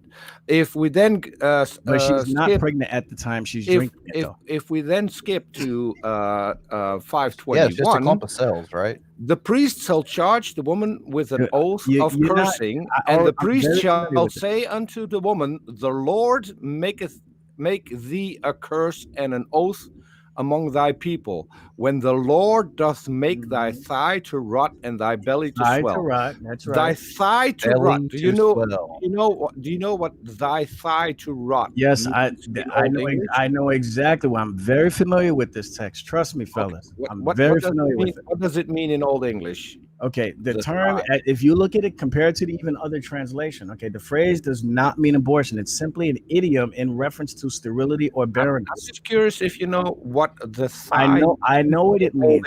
I'm telling you what it means. Let me say it again. The phrase is an idiom in reference to sterility and barrenness. Okay, it is not possible that God and the Israelites, like I said before, would condone the practice of abortion. Remember, you are wrong because no, I'm not wrong. I'm not wrong, and I would gladly debate you publicly on this very topic. Let me finish my statement first. I talked to someone who remember what I said. Remember what is okay. Let me ask you this: what does Psalm 127 say? Listen to me. I talked to someone who studied Old English, and they told me the thigh was a way of talking about an unborn child. So that is what was rotting away, and that was what caused the belly to swell. That's false. Okay, well, it is that's how false. It was look at it in Old English. But but that's false. You look it up in the other translations. Okay, none of them uses the same word as the NIV. Okay, they all talk about the womb to shrink or to shrivel up, so on and so forth. Okay, it is an idiom speaking on sterility, barrenness, preventing the woman from being pregnant. How we know that? Just go to the verse 28 of this same chapter. Okay, it says here, but if the woman has not defiled herself and is clean, then she shall be what? Free, and shall what? Conceive children. Now, wait a minute. Wait. Hold on a second. If she shall be free and shall conceive children, then that means she wasn't pregnant to begin with. Mm-hmm. Okay. So if she's drinking this bitter water, that means at the time that she's drinking it, she is not pregnant. Okay. That verse is very key to this entire situation here. Now, if she was pregnant while she was drinking the bitter water, then we wouldn't see these words in verse 28. We wouldn't see she shall conceive.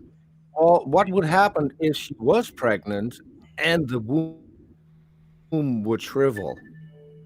Okay, well, would the child still live, you think?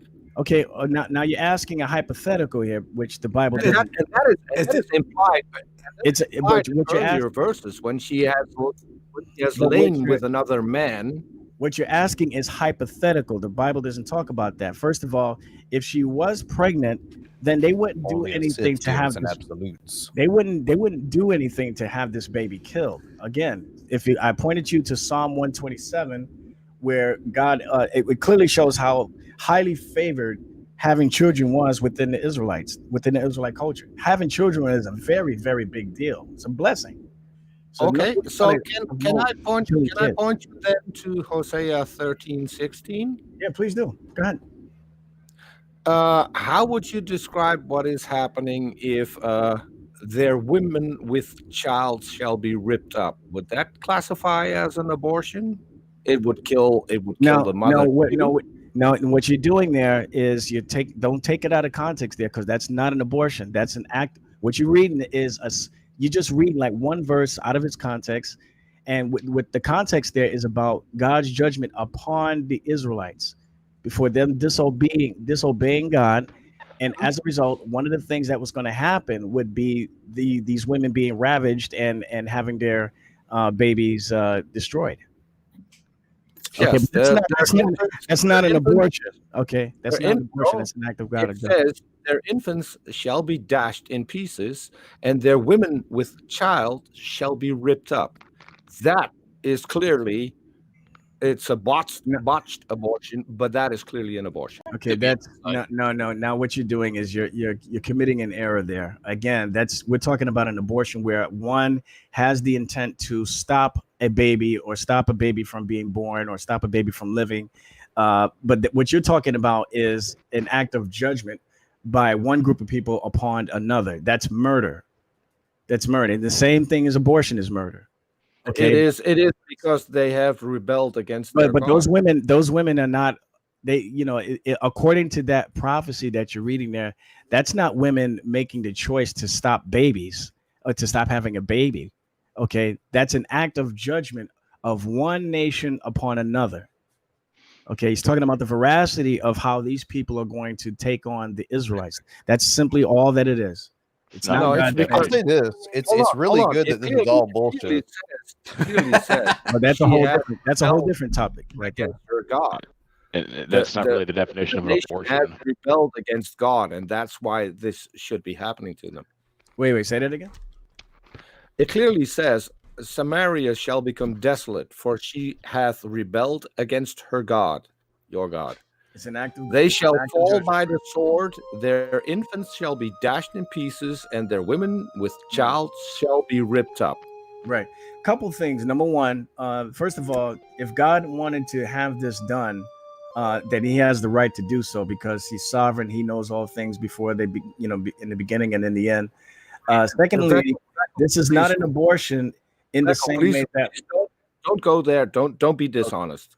No, because I'm being very honest. You don't like that I talk about the sovereignty of God? If this is okay, then if you then go to Numbers wait a minute, 16 until 22, then that can be an abortion because obviously God has the right to. But now you're trying to hijack terms, though. You know that's not an abortion. But you just said that God wouldn't do something like that. But you just he can.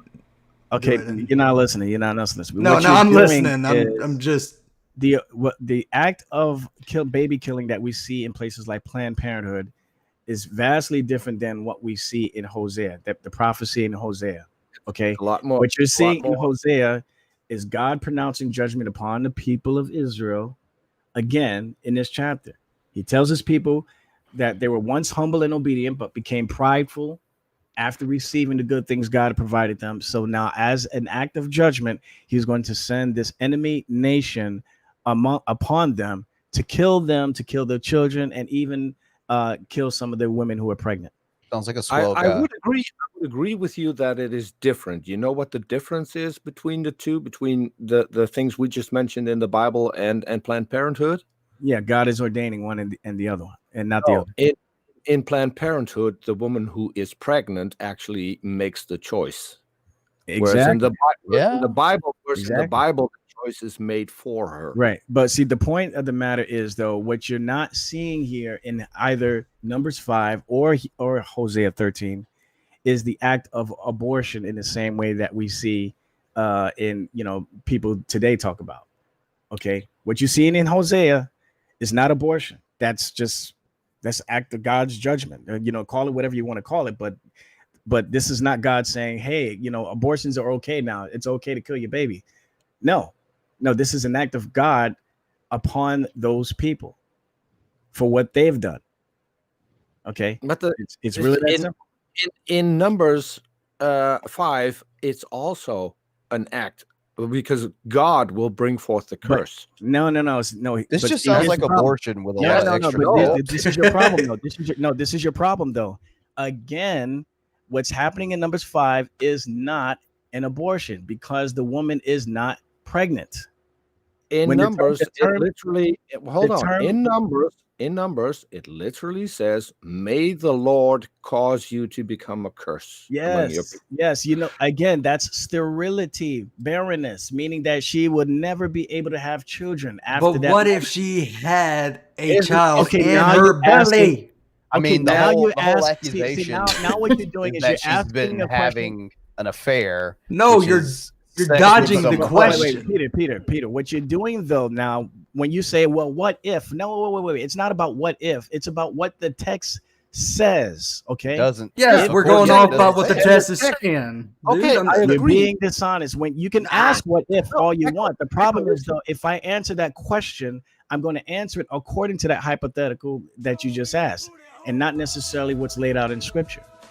So you don't therefore get to turn around and say, aha. How do you know? How do you know like any of the things of like the guys bringing the guys bringing the women to there is not hypothetical? It's technically all a hypothetical. If a man brought a woman to there, right, it's going to be a hypothetical situation of if she cheated or if she didn't.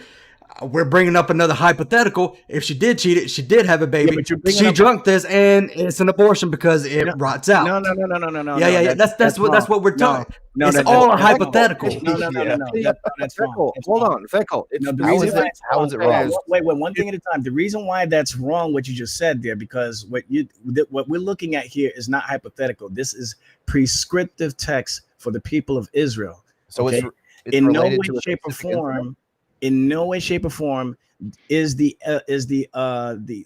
idea or the concept of her being already pregnant brought up. Okay, so if the person didn't think that she was already pregnant, go ahead. Well, you can't answer the question, and neither can I answer that question because it's just not indicated at anywhere in that part of the text. So it's all hypothetical. But So that It's hypothetical. No, you can ask the question because it's hypothetical, but you can't make assertions based off of that hypothetical. Vekl, it's not hypothetical. I'm not. It is extremely clear. Yes, you're saying she's not pregnant. If the woman has not lain with another man and has not become unclean with another man, what does that mean to be unclean? What does that mean? Then she will not be cursed. If on the other hand, if she did lay with another man and has become unclean, then she's going to be cursed. So exactly. What happens if you have sex with a woman and you don't use protection? So every time a person has sex, they're automatically going to have a baby right then and there. That happens like 100% of the time. So it doesn't happen 100%. Going into hypothetical. Thank you very much. Thank you. Hold on, real quick. Let me see if I can hear. So you can tell me you can have sex with the woman and not get her pregnant. Like you can have unprotected sex with the woman and still not get her pregnant, right? Hypothetically. I'm hearing an echo. I'm hearing a echo. Faith, can you hear us? Yeah, I can hear you. Yeah. All right. No. Yeah, I can hear you, Faith. I was making sure we can hear you. Yeah, I don't mind people coming up with hypotheticals and stuff like that. The problem is though, you're going away from what the text is clearly saying when you do that. So you can ask all the kinds of questions you want. What if this? What if that? Okay, but if it's not lining up with what anything that's laid up in scripture, then that's all that it is. It's just conjecture. Well, earlier you felt fine to say that this she wouldn't be pregnant. So you were fine to make she's that not statement. Pregnant. Not saying wouldn't. Okay. Say she's not pregnant. How do you know that? That's hypothetical. Because the text, because I already pointed out to you in verse 28. No, it's not hypothetical. It's hypothetical. Sure. No, it's not hypothetical. To say that she is pregnant and you say that's a hypothetical, but for you to say she's not pregnant, that's not a hypothetical. Okay, you're not listening. All right. I've listened to everything you said, and you're directly contradicting yourself. No, you're not listening. In verse 28, I pointed out to you already what it clearly says about the one who is found out to not have cheated on her husband. It says, if she is clean, I'm paraphrasing, then she shall conceive. Not that she should keep the baby, but that she shall conceive, meaning that she should, from that point on, be able to get pregnant. Okay. So that's therefore talking about. And you're still not listening to the point to where if she was pregnant, becoming sterile at that point would kill her. Okay, hold on a second. No. Okay. But the problem is though, if you're sterile, you can't get pregnant. No. Jesus Christ. The baby's fucking dead. Yeah, that's the thing. If you're barren, you can't get pregnant, right? You're dodging look, you're just fucking Back to the Future. Are you guys listening? About? No, we are listening, and that's why we're kind of getting irritated because you are going. Go ahead, Grampy. Bran, you're not listening. Redirect. Somehow I think this is Billy's fault. It is. I do blame Billy. It is. But here's the thing, Vekl. All I'm telling you guys is that what happens is, as Peter, you already pointed out, what happens is if a woman is accused of cheating on her husband.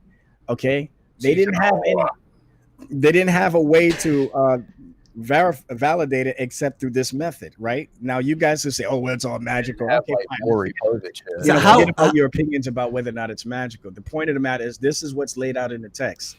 Hold on, I got a question for you that's in from the chat. Ask Vekl how the husband found out the wife was unfaithful.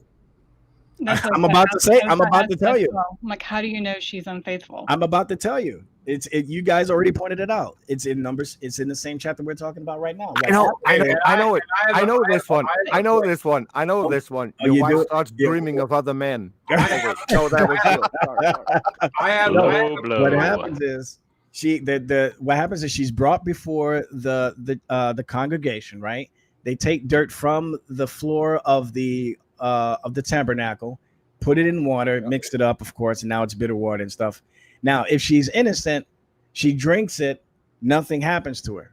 But if she's not innocent, then what happens is she gets the water gets bitter, it hurts her, she gets a swollen belly, and then from there, that sounds like voodoo. She's unable to have a baby. Vekl, I just looked up verse 28, and you're correct. It does say, and if the woman be not defiled, but be clean, then she shall be free and shall conceive seed. That is what it says. Yes. What I want you to do, that can be your homework. Find someone who is well versed in Old English, and they will tell you that the rotting away of the thigh actually means that the baby is going to die. It means that she is pregnant at the time. No, because that is what that meant.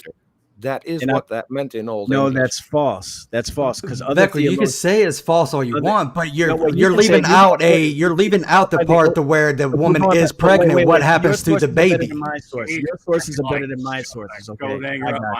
No, I'm not saying my sources are better than your sources. I just took what you're telling me to do my homework, which I have already done on this. I'm well prepared to talk about. You do know, like, I'm not Peter, right? Well, I don't care who I'm talking to. All white people look the same to Vekl. What I'm saying is you're going off on hypotheticals, like saying that you. I'm not going on hypotheticals. Yes, you are, because you don't know who. Here's the thing. I'm going by the man. Hold on. The man takes the woman to the priest. They do this whole voodoo thing. Wait, is this hypothetical, or are we going by what the text says?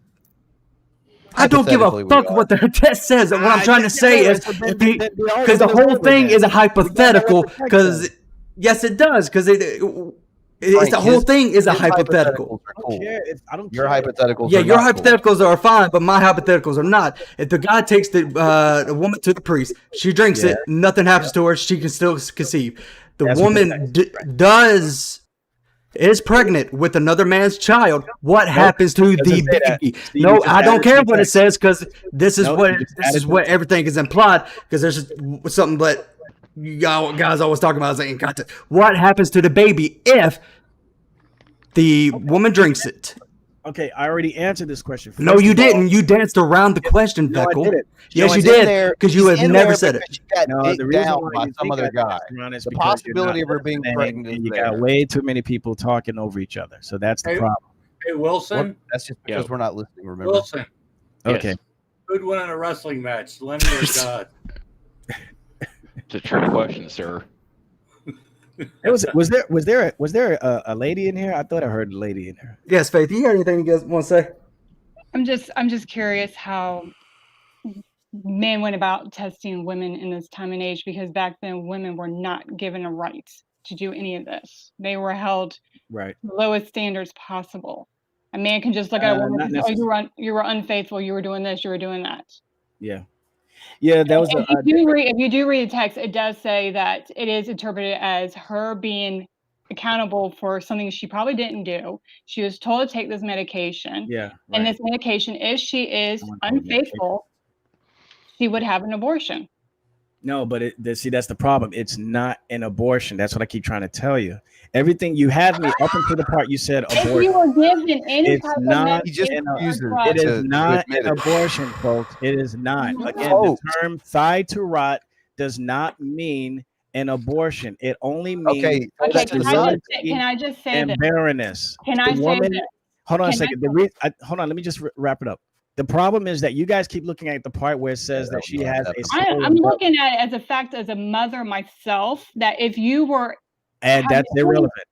That's irrelevant. No, it's not irrelevant when I'm a mother and I've been through this. Well, kudos for you having your baby, but that's irrelevant to what the text says. We're talking about. I'm trying to tell you that if you were having unprotected sex, there's a good chance you can get pregnant. If you were to give a woman anything that can interfere with the unborn child, it can result in a miscarriage. Yes, I agree. It does not matter what you give her. If it's unsafe for her and her unborn child, it will result in a miscarriage. No disagreement there, but what I'm talking about. Vekl, honest answer. What do you call an induced miscarriage? Okay, it is an abortion. Okay, but thank you. We're done here, right? Stop. I'm not going to let you do that. I'm not going to let you do that. But you just admitted it that it's an abortion because it would be an induced miscarriage. In order for her to miscarry, that means she has to be pregnant. And if she was pregnant, that's what we're trying to get to. The text in no way, shape, or form asserts that she was already pregnant at the time. And I'll give you all the leeway you want. But what if this woman? Hold on. What if this woman is pregnant? Okay, now her womb shrivels. Okay, what would happen to now you're asking the unborn baby? The Bible in no way, shape, or form addresses. Okay, so you're asking for my opinion about something. Okay, now I'm asking about what you read in the text. If let's say this woman is pregnant. Okay, if she was pregnant and her womb shrivels, what would happen to the unborn baby? Okay, well, I presume that she would probably miscarry. Okay, awesome. That is the whole thing we argue for. That's not what the text says. That is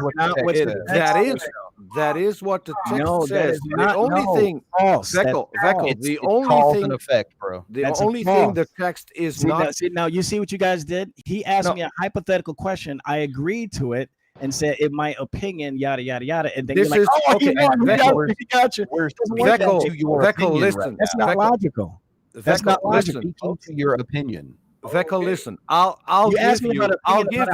give you that the text is not addressed. Vekl, Come on, man, be honest, man. Be honest. I am being honest. So let me finish. No, I don't think you are. Let me finish. Can I ask a quick question? I'll give you the text doesn't say the woman is pregnant, but the text also leaves room for the woman to be pregnant. No, it does not. It doesn't.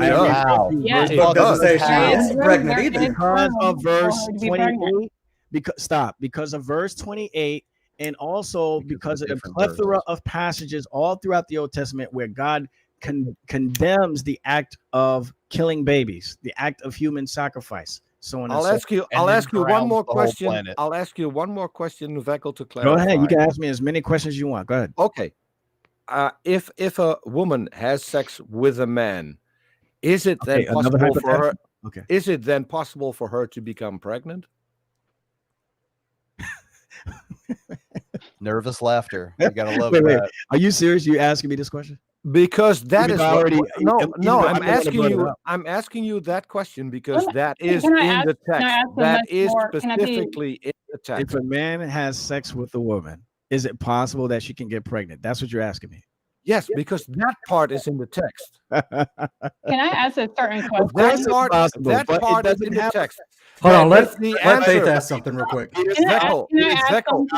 the answer to that is yes, Peter, then it's Peter.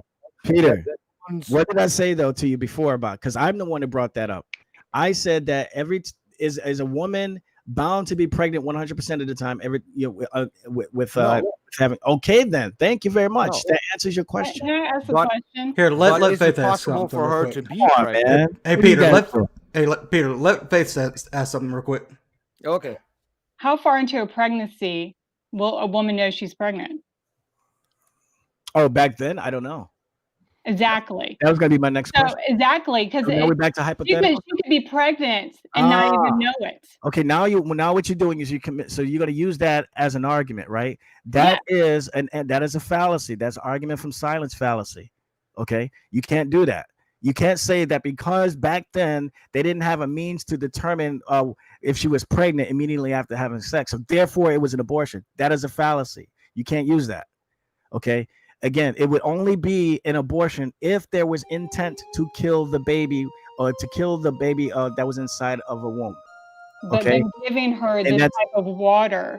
It's a prevention.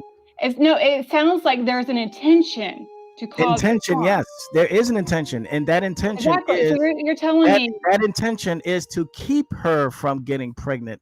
Period. Not to. But I'm just saying. So let's just say hypothetically she's pregnant, and you're going to give her this water to make sure she's not pregnant. I'm just saying it's ridiculous because there's a good chance. Well, if you'll answer. Well, I don't care if there's a good chance that she could get pregnant. But you're still giving her this water to make sure that she's folks, what you're not doing by asking these hypothetical questions is addressing what the text actually says. Don't add stuff to the text. Let's just address what the text actually says. Otherwise, you're committing an argument from silence fallacy. Actually, from what Billy said, that's not how that fallacy works. So. Yes, you are. Yeah, I know what an argument is. Somebody who was raised in a you know what an argument is. I'm allowed to question. I don't think what I read. All right, hold on, real quick. Right. So, okay, you making an argument. I don't know what an argument is, right? But you won't just admit that the concept we're looking at here is a man suspects his wife of not being shut the fuck up for a minute, of not being faithful. Okay, so in that means a relationship with sex with another person, that she could get pregnant from because could exactly. How else do you have babies, fuck stick? How else are babies created, fuck stick? The argument is over. Let me know that. Well, I know how Let babies me know that. created. And no, the argument's not over because then you go and you drink this bitter water, and if there was that baby in there, which is what happens, what did God create sex for? What did God create sex for? This is too easy. What did God create? Are you guys having fun? I'm having fun. You guys are you going to answer the question? I'm having Vekl, I'm having fun too. But do you agree that the text leaves room? You've yet to answer the question. I just going to say is I find it funny that most men try to understand a woman's body and they have no clue. That's irrelevant. No, it's not. Yes, it is, because it has nothing to do with what's stated in the text. Well, answer my totally relevant question. I will agree with you that most of us men don't have a clue as to what happens with the woman's body during pregnancy and stuff like that. No disagreement there. But what you said, though, is irrelevant to what we're discussing regarding what's in the text. Okay, Vekl, can you at least acknowledge that the bitter water could be given to a woman that was pregnant at the time? So you're asking a hypothetical question here. It's not a hypothetical question. It is a hypothetical question. It's not, because if the woman has had sex, some will be pregnant and some won't be pregnant, but it leaves room for pregnant women to drink bitter water. Actually, I got a question. This is a verse 28 says, if she is innocent, she shall conceive. Conception starts. What happens if she's not innocent? Right? Shall conceive in the future.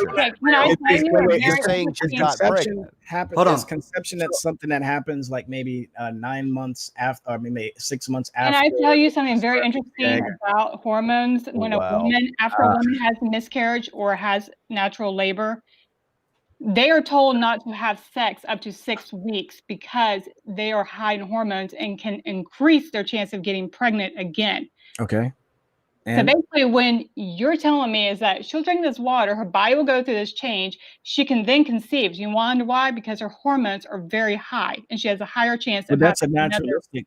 Well, that's fine. I mean, that's a naturalistic way of looking at it. But see, then again, what you're doing though is you're adding. Once again, you're adding to the text.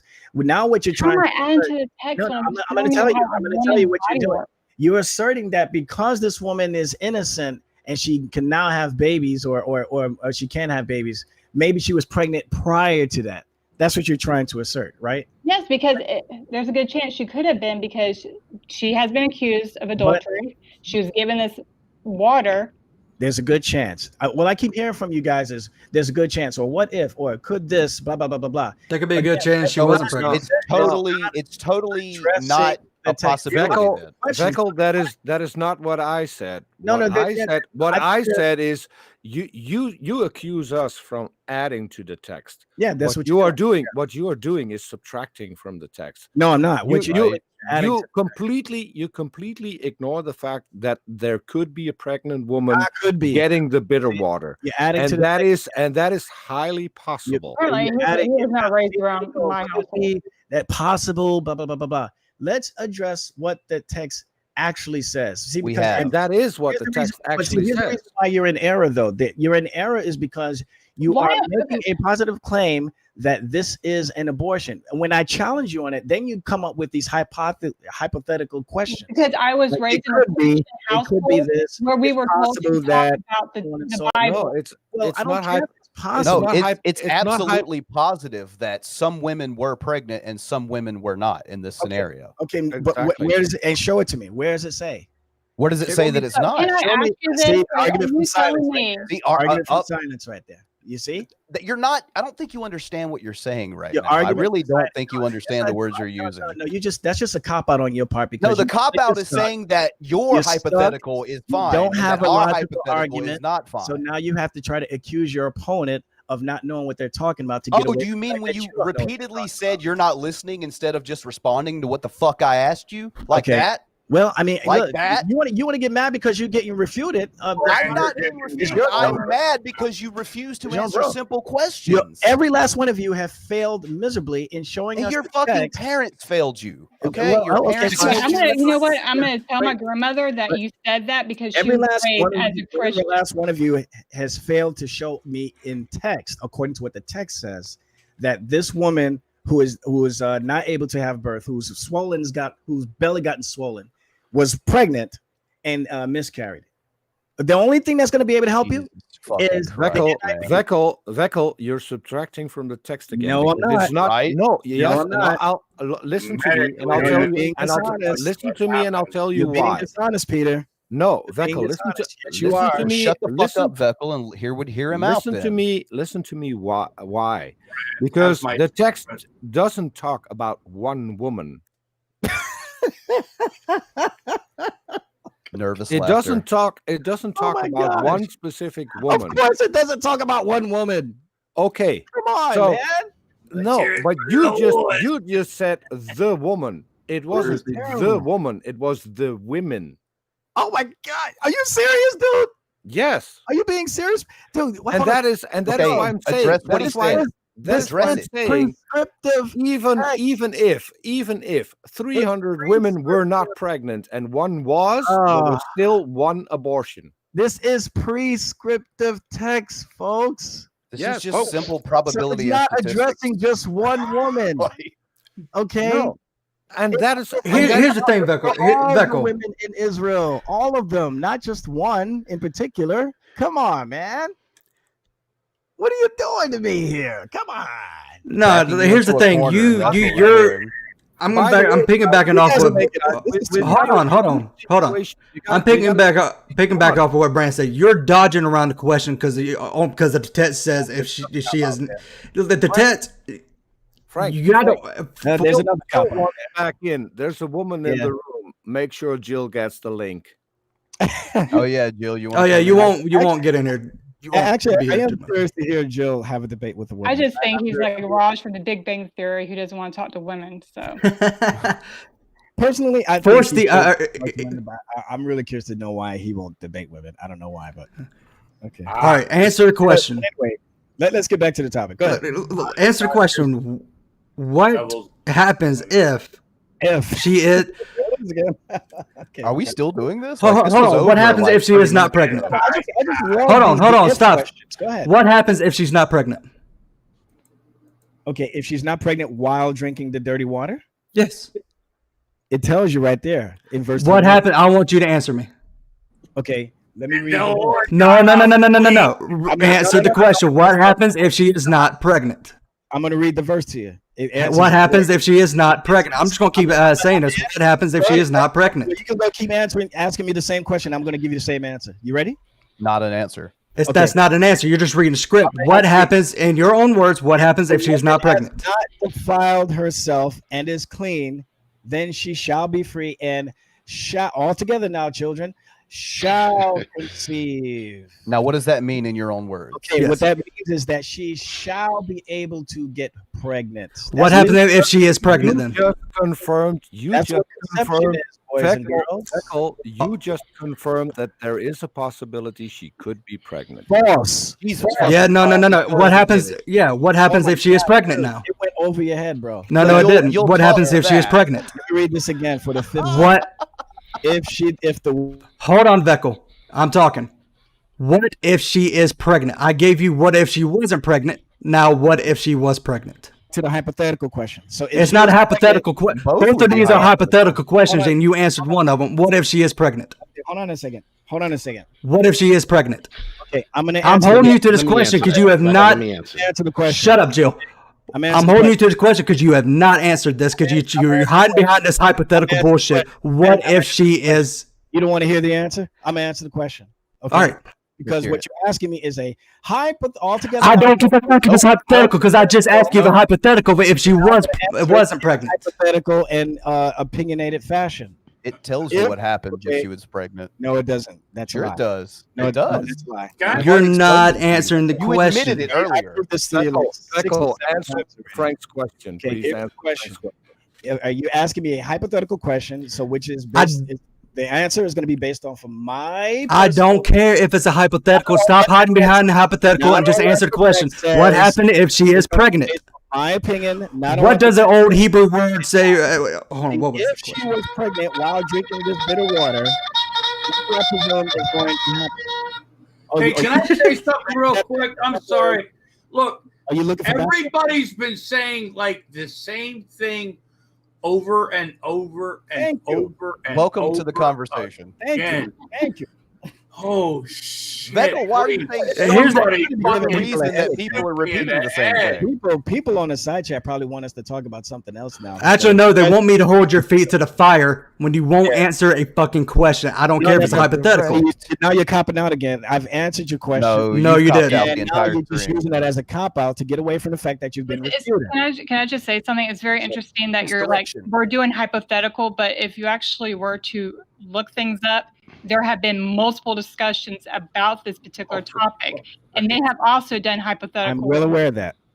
So why are you getting mad at us for putting in hypothetical? I'm not. No. I'm not mad at anyone. First of all, you are totally entitled to ask any kind of question. This is why I want to be part of this because it's all men. I'm like, no, but what you're not entitled to do is to utilize hypothetical questions to make positive claims about what the text does not say. Oh, Jesus fucking Christ. So I just read the text. I was raised in a Christian household, and trust me, I've read the text. I don't care if you're a Christian and raised in a Christian household. We're talking about what the text you're saying my opinion doesn't matter because it's not no, what you actually have it to doesn't. Say. Neither my opinion matters either. My opinion doesn't matter. But every time we voice our opinion, you want to walk all over it and saying you're putting hypothetical. No. Your opinion is fine. Okay. What but I'm you saying, just said it doesn't matter. Oh my gosh, you guys don't listen. Wow. Can you say that whenever you get back into a corner? Notice. What you don't do though is utilize a form of eisegesis in order to determine what the text does not say. Exactly. I read the text. What you're doing is you're performing eisegesis. What I mean by that is that you're looking at the text, right? But then you say, aha, but it doesn't say this, or what if this, or could it be this and this and this? And then you put that into the text. There are only two options. Let me answer this. It's a very simple answer. Very simple. If you just take off the sunglasses, take off the blockers, the atheist shades. Shut the fuck up. Why'd you do that? I just like fucking with his ass. He's a dipshit. So roll him back. So you don't want the answer. Nope. Yeah, well, you might as well be doing the same thing to me because you're not listening. You're neither single one of you are listening. No, dude. All right, listen. I'm gonna be calm. I'm just gonna talk to you, man. No, I'm having fun though. Seriously. Okay, that's fine. I'm just gonna talk to you. Why is it that you're just simply unwilling to look at one side of this, but the other side you're completely fine to answer without even saying hypothetically? Why is that? Because there are only two options. You can't, because truth doesn't. She either is or isn't pregnant. Truth doesn't. Either take is sides. viable. Truth does not take sides. Facts. So, don't but care about why feelings. did you not then? an Why did answer. you then answer the first question and you refuse to answer the second one? What was your first question? Because if you weren't answered every- taking sides, the only thing I don't answer is Vekl, opinions and hypothetical. Vekl, if you weren't taking sides, you would answer both. Oh my God, dude, you don't listen. Oh my God. You say that every time you don't have an answer, though. Bruh, Don't you see bruh, the trend growing here? Not a single one of you listen. Let's just go back to the But- fact that she this had to is drink terrible. the water This is because they terrible. weren't sure if she was pregnant. Hold on a second. What the way when I tell you what the text actually says, in order for every one of you to validate the claims that you're making, the only way you can do that is by adding to the text. Okay, okay, Vekl. Let's not add to the text. That's Let's not exactly add- what I displayed. I Vekl, pointed out Vekl, to what verse 20 Vekl, listen. Let's not add to the text. Matt, hold on a second. Let me show you what the translation says. Are both options possible? That she is or is not pregnant? Are both options possible? You're asking me a hypothetical again. No, That's not I'm a hypothetical. I'm asking you literally what the text But says. he asked me, is this possible? Does the text? I'm not does the concerned text- about what's possible. No, at the I'm moment. asking you. I'm asking you a concerned about specific question. What does the text say? The text I'm not gonna does answer what's leave possible. the text does leave room for both the woman being pregnant But and the it doesn't. woman In not what being way- pregnant. okay, but show So me in what way why? So what why? way does it show No, us hold that on. the woman could be pregnant? Hold on. Why aren't you considering both options then? Because Why the text- are you ruling one option out? Because, again, Peter, this is gonna be my 10th time saying this to you. Like literally my 10th time saying this. So to you. another non-answer. The answer is that the text in no way, shape, or form leaves any room for that possibility. If so, give me the evidence. Give me contextual. Oh, Jesus, evidence. fuck, get the fuck, I'll give you something else. No. Vekl, There is hold on. or isn't No, pregnant. Vekl, hold Give me on. the text.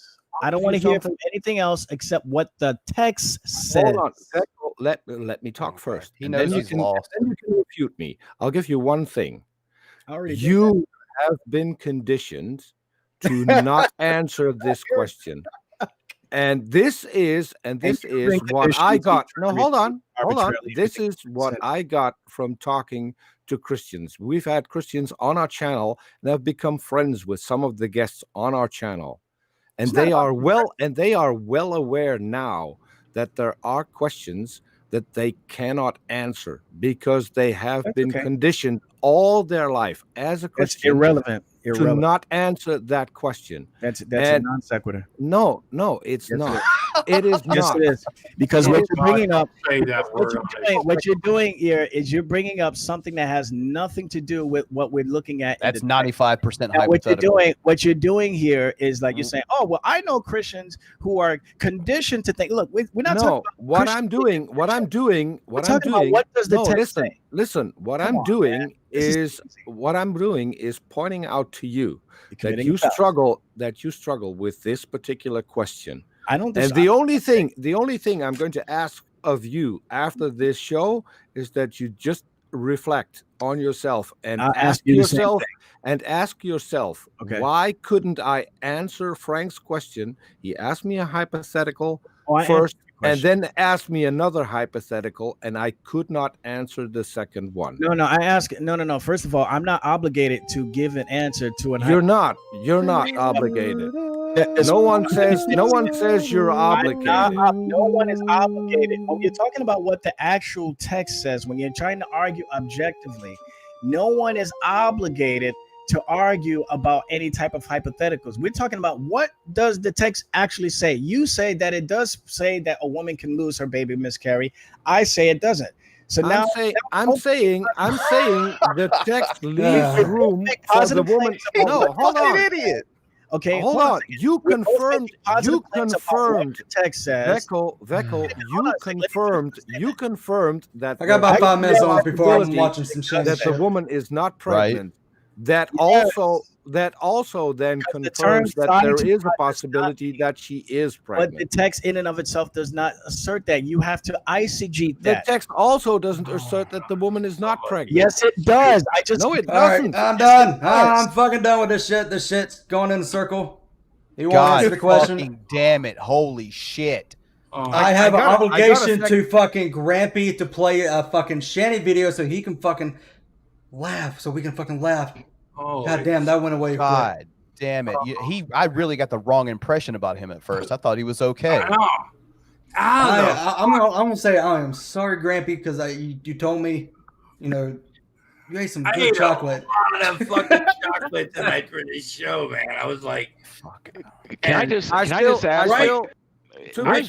still give Vekl more credit than anyone else because he doesn't rage quit. He keeps his cool. And he's consistent with his goddamn answer when he won't answer it. Right. But he doesn't give you anything. He just backs himself into a corner and says that you're not listening. Yeah. But I mean what I said, because I have met Christians who were conditioned that they couldn't answer that question and have come back to me later and said, hey, listen, you're right. There was no way I could even consider that option. And I'm trying to work and I'm trying to do better next time. So maybe Vekl will. I don't know. What I find, I don't know, whatever the fuck. You see a lot of people, hear a lot of people that when they like with Vekl or like insert like literally anybody else, when they read a text or when they interpret something like out of the Bible, that they're telling you the truth, the actual truth. And there's so many people, something with the Bible has so many interpretations. You can take anything in the Bible and interpret it in any way. Exactly. Yep. So when people go, the big book of multiple choice. And I'm seriously not. I understand where Vekl goes with his ideas and stuff like that, but when people say that, like I'm just reading this. I know other people that know the truth, and however he phrases it, and that would read that same thing or something different and interpret it differently or in a different direction, or so there's not one interpretation according to, I don't know, insert name. There's a lot of them. I mean, in everywhere. So I got a photo from Billy. He has digital Hammurabi. So in verse 13, and this is all I'm going to say for it, I'm going to no offense, Vekl. I'm done with the fucking goddamn conversation. I just want to say something, Wilson. Thanks a lot for dropping the ball when I said who's winning a wrestling match, Lemmy or God. Thanks for dropping the ball. I was zoning in and out. All right, so this is all I'm going to say. Then we're going to play the Shanny shit. So because this is going on, went too long. In verse 13, there's a phrase, layer of semen, and a man lies with her with a layer of semen, and it is hidden from the eyes of her husband. The same phrase occurs in Leviticus 5:16 through 18, 32, 19, 20, 22, 4. I think it's logical to conclude that if the woman in number 5 lies with a man and semen is produced, which is clear in the text, and if this ritual were performed regularly, there will be a great risk of miscarriage. It's an induced miscarriage, which by Vekl's own definition is what? Is an abortion. You're just not listening. I work in medical, so yes, that is correct. They also go and say, although carrying less weight. Oh, go ahead. You sound like a good mom. You do. Just putting that out there. It says also, although carrying less weight, the Hebrew and the Aramaic lexicon of the Old Testament, the standard reference for the biblical Hebrew Linguistic Studies defines the dropped thigh as a miscarriage. So, and I didn't mean that exactly. We couldn't even get the guy to admit that a married woman is either A, pregnant, or B, not pregnant. Well, we couldn't even get that fucking far. Back in the biblical times, it was told that you were to lay with a man to get pregnant. There was no just foreplay pleasure. It was just you're going to lay with a man. And you're going to have a baby. That was it. So he wouldn't answer that either. There's been right in front of others to be given this water. He is being assumed to be an adulterer. Sorry.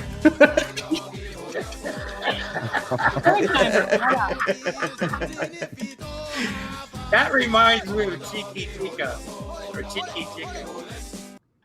I've always wanted a salsa with her. But no, if she's being accused of adultery, there's a good chance they think she's pregnant. That's why they give her the water to see. Well, can I make a confession? Actually, are you pregnant? No, but I am actually a convicted adulterer. He was pregnant. He drank the bitter water. I don't know if y'all heard the old wives' tale that if you give a woman castor oil, it'll help her induce her labor. It does. Because when I had my daughter, they told me to drink it, and that thing was very nasty. So I know there is stuff out there that can help induce it. So I'm like, maybe back in biblical times they had something similar, and this is what they're doing. There's actually documentaries. There's books. If you go to a real library, folks, and actually read actual books. Now, stinky references for all you people. But throughout much of our history, there have always been potions or liquid or something to basically cause a miscarriage, abort, whatever you want to call it, terminate a pregnancy. God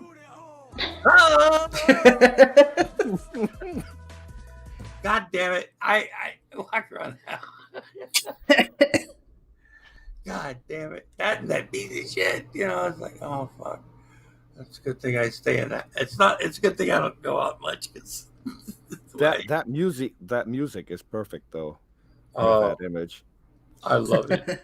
Well, they always say, you know, God has a loophole, so it's the But and that's the whole thing, you know. I mean, personally, I don't find it. I mean, I get what he was saying, where like when somebody says that's what the text say. I mean, that's how they interpret it. You know what I'm saying? So when the argument just kept going back and forth and shit. And did you notice how Drag kind of like pushed this and then like jumped out? You know. Here's the thing, like, there's a lot of people in there. They wanted me they wanted us to hold his feet to the fire because he did. He kept changing the conversation. I think that's one thing that Drag was trying to say. He's like, hey, you started off with this, then you changed the conversation. How about you answer this first? And exactly. So it's just like, Jesus, fuck, dude, just. That's probably why some of our guests don't like me. Brian gave me a boner twice that I know of. I can remember. When he was, you know, going off, that was pretty cool. One thing I do think is kind of a shame, and I still don't know. So the woman who's in here, I've never met you. What's your name? My name's Peter, by the way. My name is Faith. I'm Grampy Lobster. Kate. Faith. I actually have a religious name. My grandmother gave me a religious name, so. I would so have loved to have Jill in here and have him talk to you. Because I don't know. I'm very opinionated. Yeah, that wouldn't have. Jill. You would have said something that kind of would have pissed me off. My grandmother is very religious, so when I had my daughter, she got very upset with me because I was teaching my child to be very open-minded about everything. Because I'm like, if you keep your mind open, you will eventually find your niche. So now my child's almost 17. She's starting to ask more and more questions about religion. So I'm like, I think I did a good job keeping her mind open to everything. Yep. Yeah. I don't like how people are just one-sided. I'm like, you guys see it from both perspectives. I'm all for waiting until a child is old enough to understand what it's all about and then introduce them to a religion, because then they can make an informed choice. Well, also, I've noticed if you push them, they just don't want nothing to do with it. and they just shut off and they're like, no, I don't want to talk to you. So if you keep everything open, they tend to find their own way, and they'll tend to come to you and ask you more and more questions, and it becomes much more easier to have an open discussion about things. Yeah, and the more questions they ask, the more answers they should get. So, I'm all for that. I just thought it was interesting that there's a bunch of men talking about the woman's body. I'm like, I know. do we have a woman here? Like, that's why I didn't what really happens. say anything for the longest time. I'm like, I was getting angry because I'm like, there's a bunch of us women here, and we all have an opinion about this. Yeah. So I get where he's coming from because it is written in text. But if you were to look at the text, it does open up the whole entire what if she was. Right.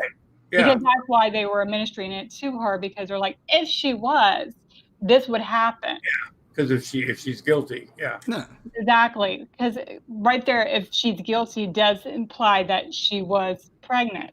And what was in the drink?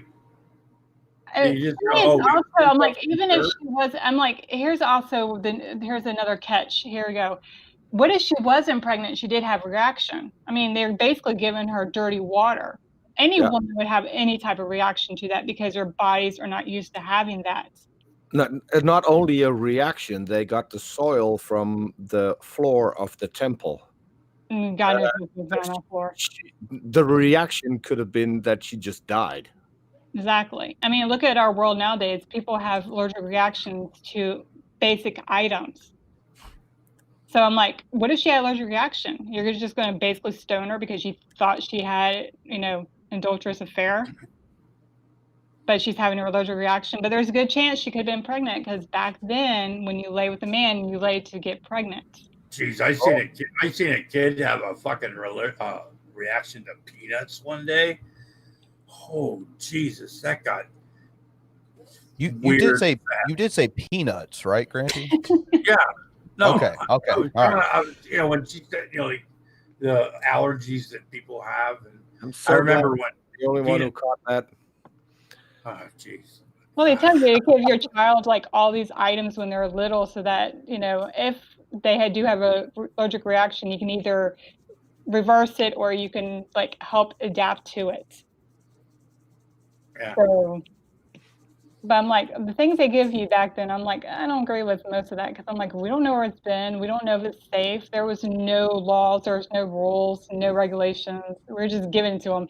And women didn't have a say back then. That's right. They were forced to take it. And if they decide not to take it, automatically you're guilty. It's not that far back. So one of the last things probably was the Salem witch trials.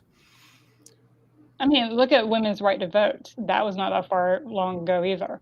All you needed to do is act a little bit off from the rest of the people, and that was enough to kill you. It's like the whole debate about women becoming president. Like, oh, what if she's PMS and she's going to blow up another country? Like, I'm just saying, if Chesh had her way, she'd be giving 3-year-olds bitter water. That's all I'm saying. If you don't want a baby, don't be doing anything stupid. Just saying. Yeah, I mean, wear rubber. Yeah. Find a way. God has loopholes. Just going with that. Yeah, the poop hole. Yeah, absolutely. The poop holes. Hashtag show me the booty hole. I'm sorry. There's a mom in the fucking room. I am so sorry. I do still have for She sounds like a nice person and everything. And everybody looks at me, they're amazed about my age, and then I tell them my child's almost 17. They're like, oh my gosh. I'm like, yes. So I get mistaken a lot from my age. Yeah, but I mean, you sound like a mom, though. I mean, and I don't mean that in a weird, but that's fine. I mean, I basically raised my cousins, so I'm like, I've always been that mom figure. So, but like I said, when it comes to children, I'm like, especially when it comes to religion, my philosophy has always been to be open about it. Because if you force it upon them, they don't want to learn about it. They want to shut down, or they start to hate it. But you don't want that. You want them to be open. We had to go to church every Sunday when I was a kid.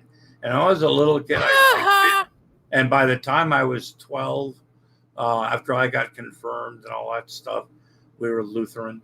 I really wanted nothing to do with it, but I didn't like not believe. I thought some of it was weird and stuff like that. Maybe didn't, but I don't know. Later in life, I just came to realize in the end that, with all the stuff that I just didn't think any of it was relevant or true. But here's that is my experience. Have you ever realized that in church you were taught that you were created in God's image, and it never occurred to you that you're made up of ape parts? Well, I mean, yeah, I get that, but the whole, you're born, basically What if you go to heaven and Do you want to hear my biggest debate I've had with people? What's that? Regarding religion, I've had different people come to my door wanting to sell religion, knowing I was raised in it. I said, here's my biggest problem I have with the Bible growing up is that we were told we all came from Adam and Eve, right? So basically, we're all related. So we're all committing the sin of incest. Is that correct? Why did Adam have a belly button? So I'm kind of confused. I'm like, if we all came from these two people, we're all related. It just it gets worse because it's done again after Noah's flood. I'm not related to Von Hilton. Fuck that. And whoever agrees with it can get fucked. But see, there's a lot of things that aren't explained that people try to explain. Exactly. And there's in people written books. I get it and everything. This is why I got kicked out of Sunday school at 8 years old, because I kept questioning them. I'm like, well, it's in the Bible. Why can't you explain this to me? It's written. Explain it to me. They didn't want to explain it. They're like, well, it's written down. I'm like, I understand that. Yeah. Like, explain it to me because I don't understand it. Jesus loves me. This I know, for the Bible tells me so. That's the same problem Vekl was having just now. If it's not in there, I don't fucking know. I don't know. I don't know. It just finally one day I just, I like late in life, I was goddamn near 50. And I just finally realized one day I just thought it was all bullshit.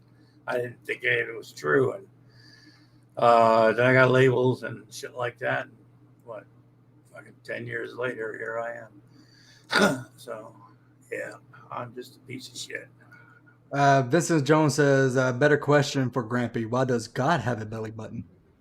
That's true.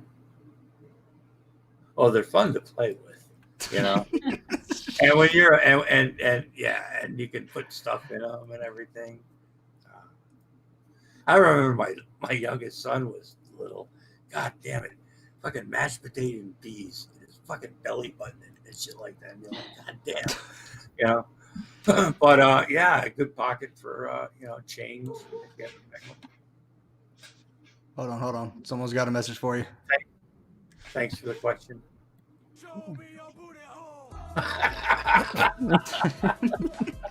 I feel like I owe Grampy another devil's lettuce at some point for this one. I think we actually owe him that $30 now.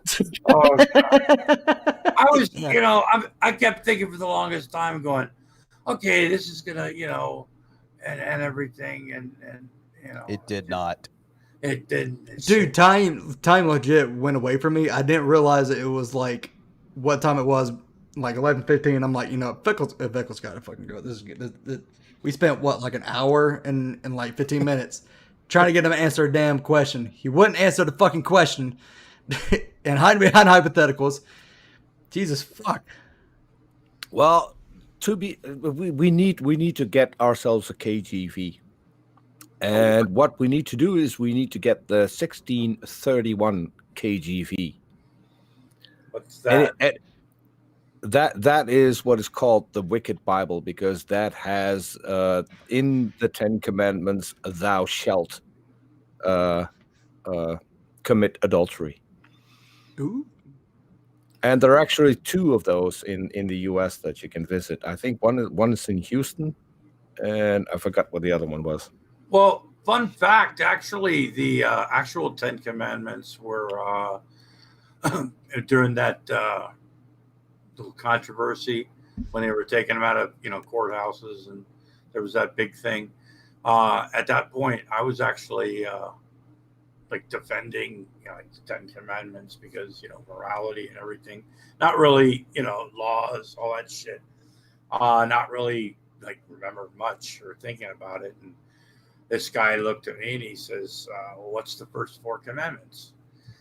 And then he, we did the whole thing, and pretty much the, I don't know, that was like my aha moment. It was like, yeah, it's pretty much all bullshit. But are you talking about the set that contains the one thou shalt not boil a baby goat in its mother's milk? Because those are the 10. No, we're talking about the 10 Commandments. Those are the 10. Coming off the fucking mountain after fucking Moses, was up there with a fucking keg and some fucking mushrooms or some sort of peyote or some shit. Moses smashed the first set, so the Bible then goes on to say, he was tripping too hard, man. I will the 10 Commandments, which are the exact same ones as you had before, but completely different.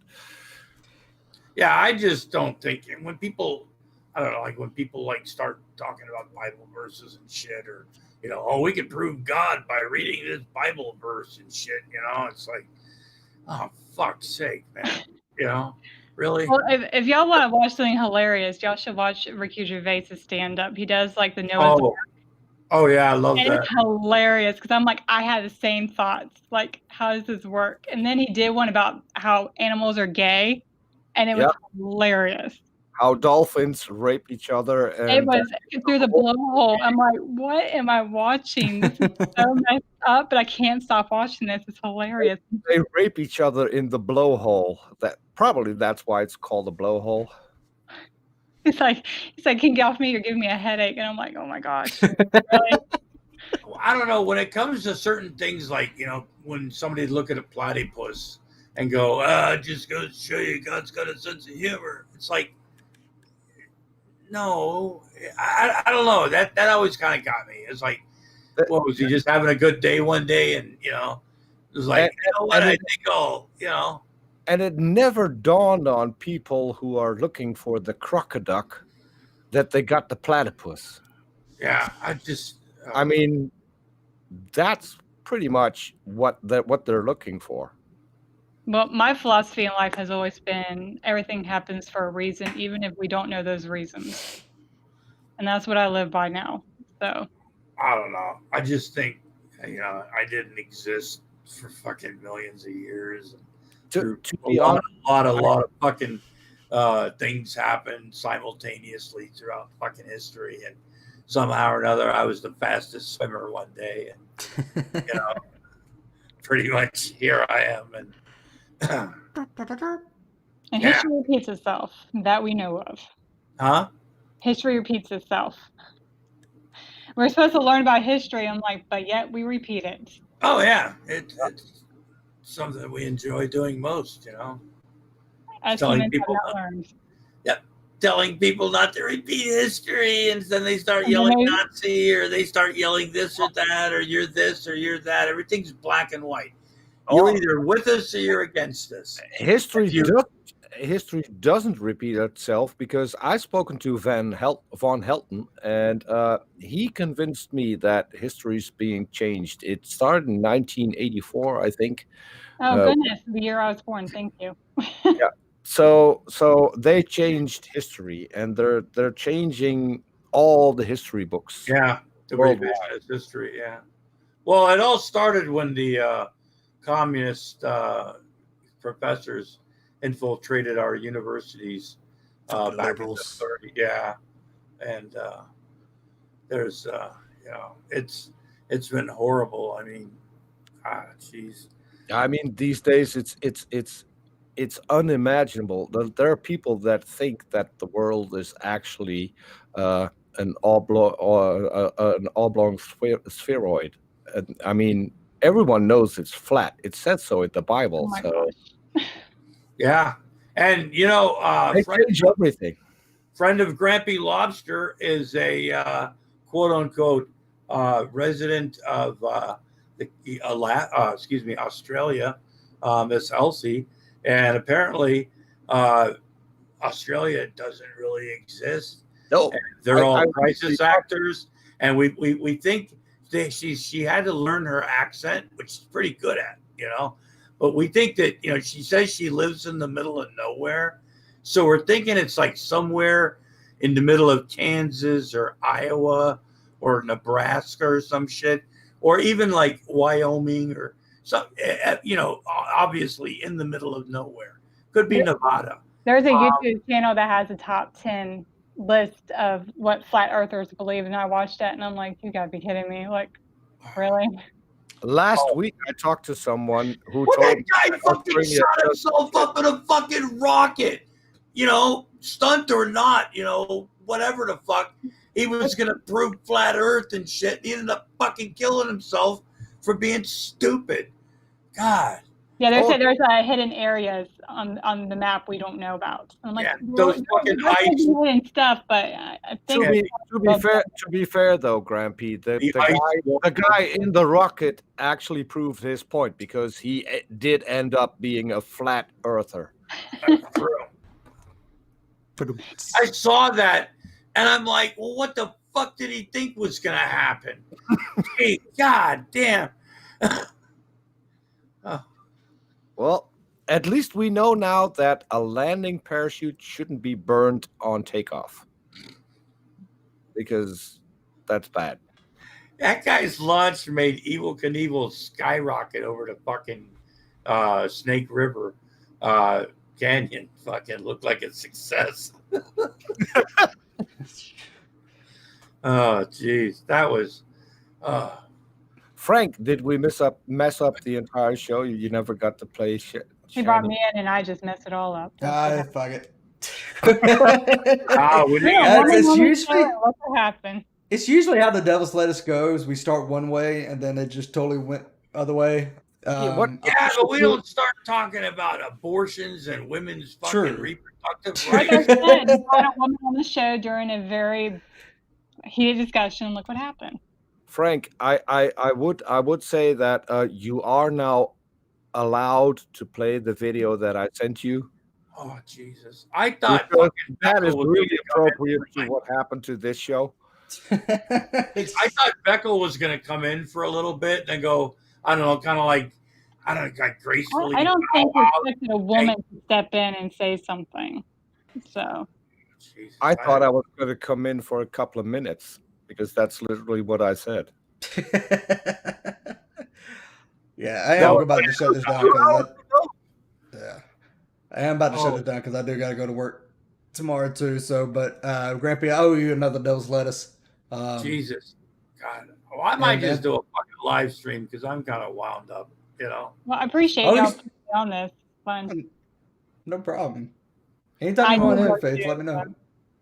I'm in medical, so I'm like, anybody who wants to talk about like anything crazy going on with our virus, feel free because I work with it every day. So. Yeah. Oh, never mind. I won't say it again. I get very heated when people want to it's not. No, it's just. Shit. I got a message from Christina Blackfeather today, and she told me that her test came back positive. Oh, goodness. Yeah. Isolation, 14 days. I hope you feel better, Christina. I hope you get well. Yes, please get better. And I didn't know if she wanted that out and stuff, but I've been kind of, positive. I want to say something because I'm from the Netherlands. Things are completely different here. In the U.S., when you're on a show and someone comes on and has served in the military, they thank them for it. I think we should start thanking people who are working with victims of the coronavirus who are, because of their job, have to be around those people risking to get infected. They are the people who now need to be thanked. Yes. I'm blessed where I work from home. I work in billing, but I do code for emergency departments. So I am very blessed to still be working because a lot of our companies are losing jobs because many people get upset at the emergency rooms because they're like, oh, I came in, they sent me home. I'm like, yes, because If you're low grade, we want you to stay home. If you think you have it, please call in advance. Don't just show up in our ER. We want to make sure you're safe. Everybody around you is safe. Yep. We tell people if you have low grade symptoms, please stay home. Treat it as a flu.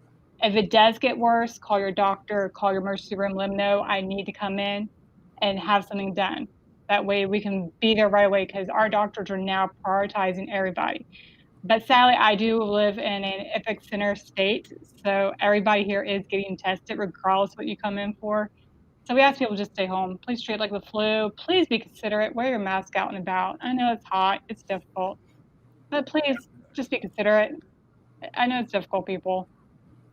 I got to tell you, out here, they actually had to they got the social distancing, outdoor dining, limited indoor dining, and on paper and with most people, it works really well because people kind of get it. It's awkward, it's hard, and people like they'll do it.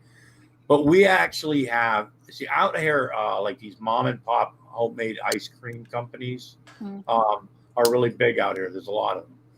And there's actually a couple out here that have had to shut down because people were angry because they couldn't stand around and eat their ice cream, or they didn't feel that they needed to wear a mask.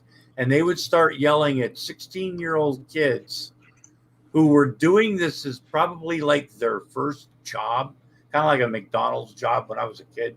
But you know, like that first job, working at the ice cream place, getting a little bit of work experience. Yeah. So like probably sophomores and high school kids, right? Mm-hmm. Mostly young women from what I'm hearing, and or just, you know, and guys too, you know, but getting like yelled at, threatened, to the point where a couple of ice cream shops that tried to open had to literally shut down because they had employees crying and quitting. Just they couldn't do it, you know. So they just because of that, they decided they had to shut back down because they weren't going to put their employees through it. My state has signs saying all masks are mandatory inside the buildings, but I see people not following the rules. And then they want to complain to me like, oh, masks don't work. I'm like, are you wearing it properly? Because it does work. If you wash your hands, if you wear your mask, you should be fine. And the thing is, people don't realize that even children are now getting infected. I have patients coming in as young as less than a year old being positive with COVID. So please just be considerate. I know it's difficult. It's a stressful time for everybody. It's not just the sick or the elderly. It's everybody's being affected now. So. Well, they make it sound like they're doing it it's tyranny. It's against their, I don't know, somehow constitutionally, public safety is. I think Nate Brody nailed that, because the government may mandate that you want to wear a mask. I like Nate Brody.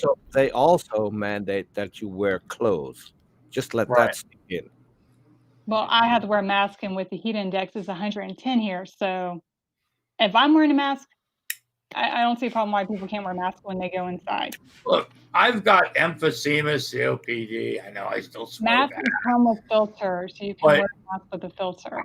I wear a mask. It's a dog mask, but still, you know, if I go out, and it doesn't impede my breathing. I mean, I already have a difficult. I mean, breathing is an issue with me sometimes, but it's not any different wearing a mask for me than it is like not wearing one, as long as it's a breathable mask. And I don't understand people that. My future mother-in-law, she only has 3/4 of a lung. She already went through 2 bouts of lung cancer, and she wears a mask, and she's like, I don't understand why people complain about it when I don't even have a full lung left and I wear a mask. Yeah. So if I can do it, why can't these people do it? Yeah, I mean, I know it's difficult. I mean, as long as you're home or, you know, at your house or in your car, it should be a problem. If you're just walking around, it should be a problem. But if you're in the store, just please be considerate. Well, I've got the that roll-up thing that looks like the dog mask thing that if I go out, I put around my neck, and then if I go out and I'm going to be around somebody, I pull it up so you see the dog face, and if I go where I'm going to be around like literally anybody but my wife, you know, I'll have that on. By the way, Frank, should I point out to you that 26 minutes ago, Jesus is Lord went live with? Oh yeah. I see that. I'm not watching it, but I got it up there. From the Geek room. Yeah. Oh Jesus, what an idiot! So I am going to go ahead and end this. Peter, you want to shout out your channel? Yeah, sure. Our channel is gonna go for it. YouTube.com/gonna go for it. I really like people to check out our last show where I had to change the title midstream from newly Christian to definitely not a Christian, which I thought was a cool one. Someone who came on that I thought was a Christian, but because of our channel is no longer a Christian. And she's called Erica Hernandez. No, Eric Hernandez did not have a sex change, and I tagged him in on Twitter saying that. But got a couple of cool co-hosts: Robert Reed, Lilith, and Artemis Brain Sample, and we're going to have a new co-host. So go have a look. Faith, you got anything you want to show? Thank you for having me on here. Sorry, I can talk a lot as well. So, don't worry about that. Because I'm like I said, to have a discussion about women's anatomy, you need another woman in discussion. So thank you for having me on here.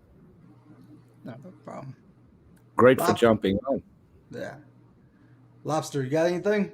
Well, I'd like to thank the young lady there for coming in and adding a little bit of class to this fuck fest. I don't know what the dumpster fire. Jesus, what a dumpster fire! Jesus, that was crazy shit. If you have not subscribed to Grampy Lobster, or if you subscribe to Grampy Lobster and you have more sock accounts that you want to create, we are on that drive to 1,000 subscribers, motherfuckers, because we want that super chat money, and we want to, hashtag show you the booty hole.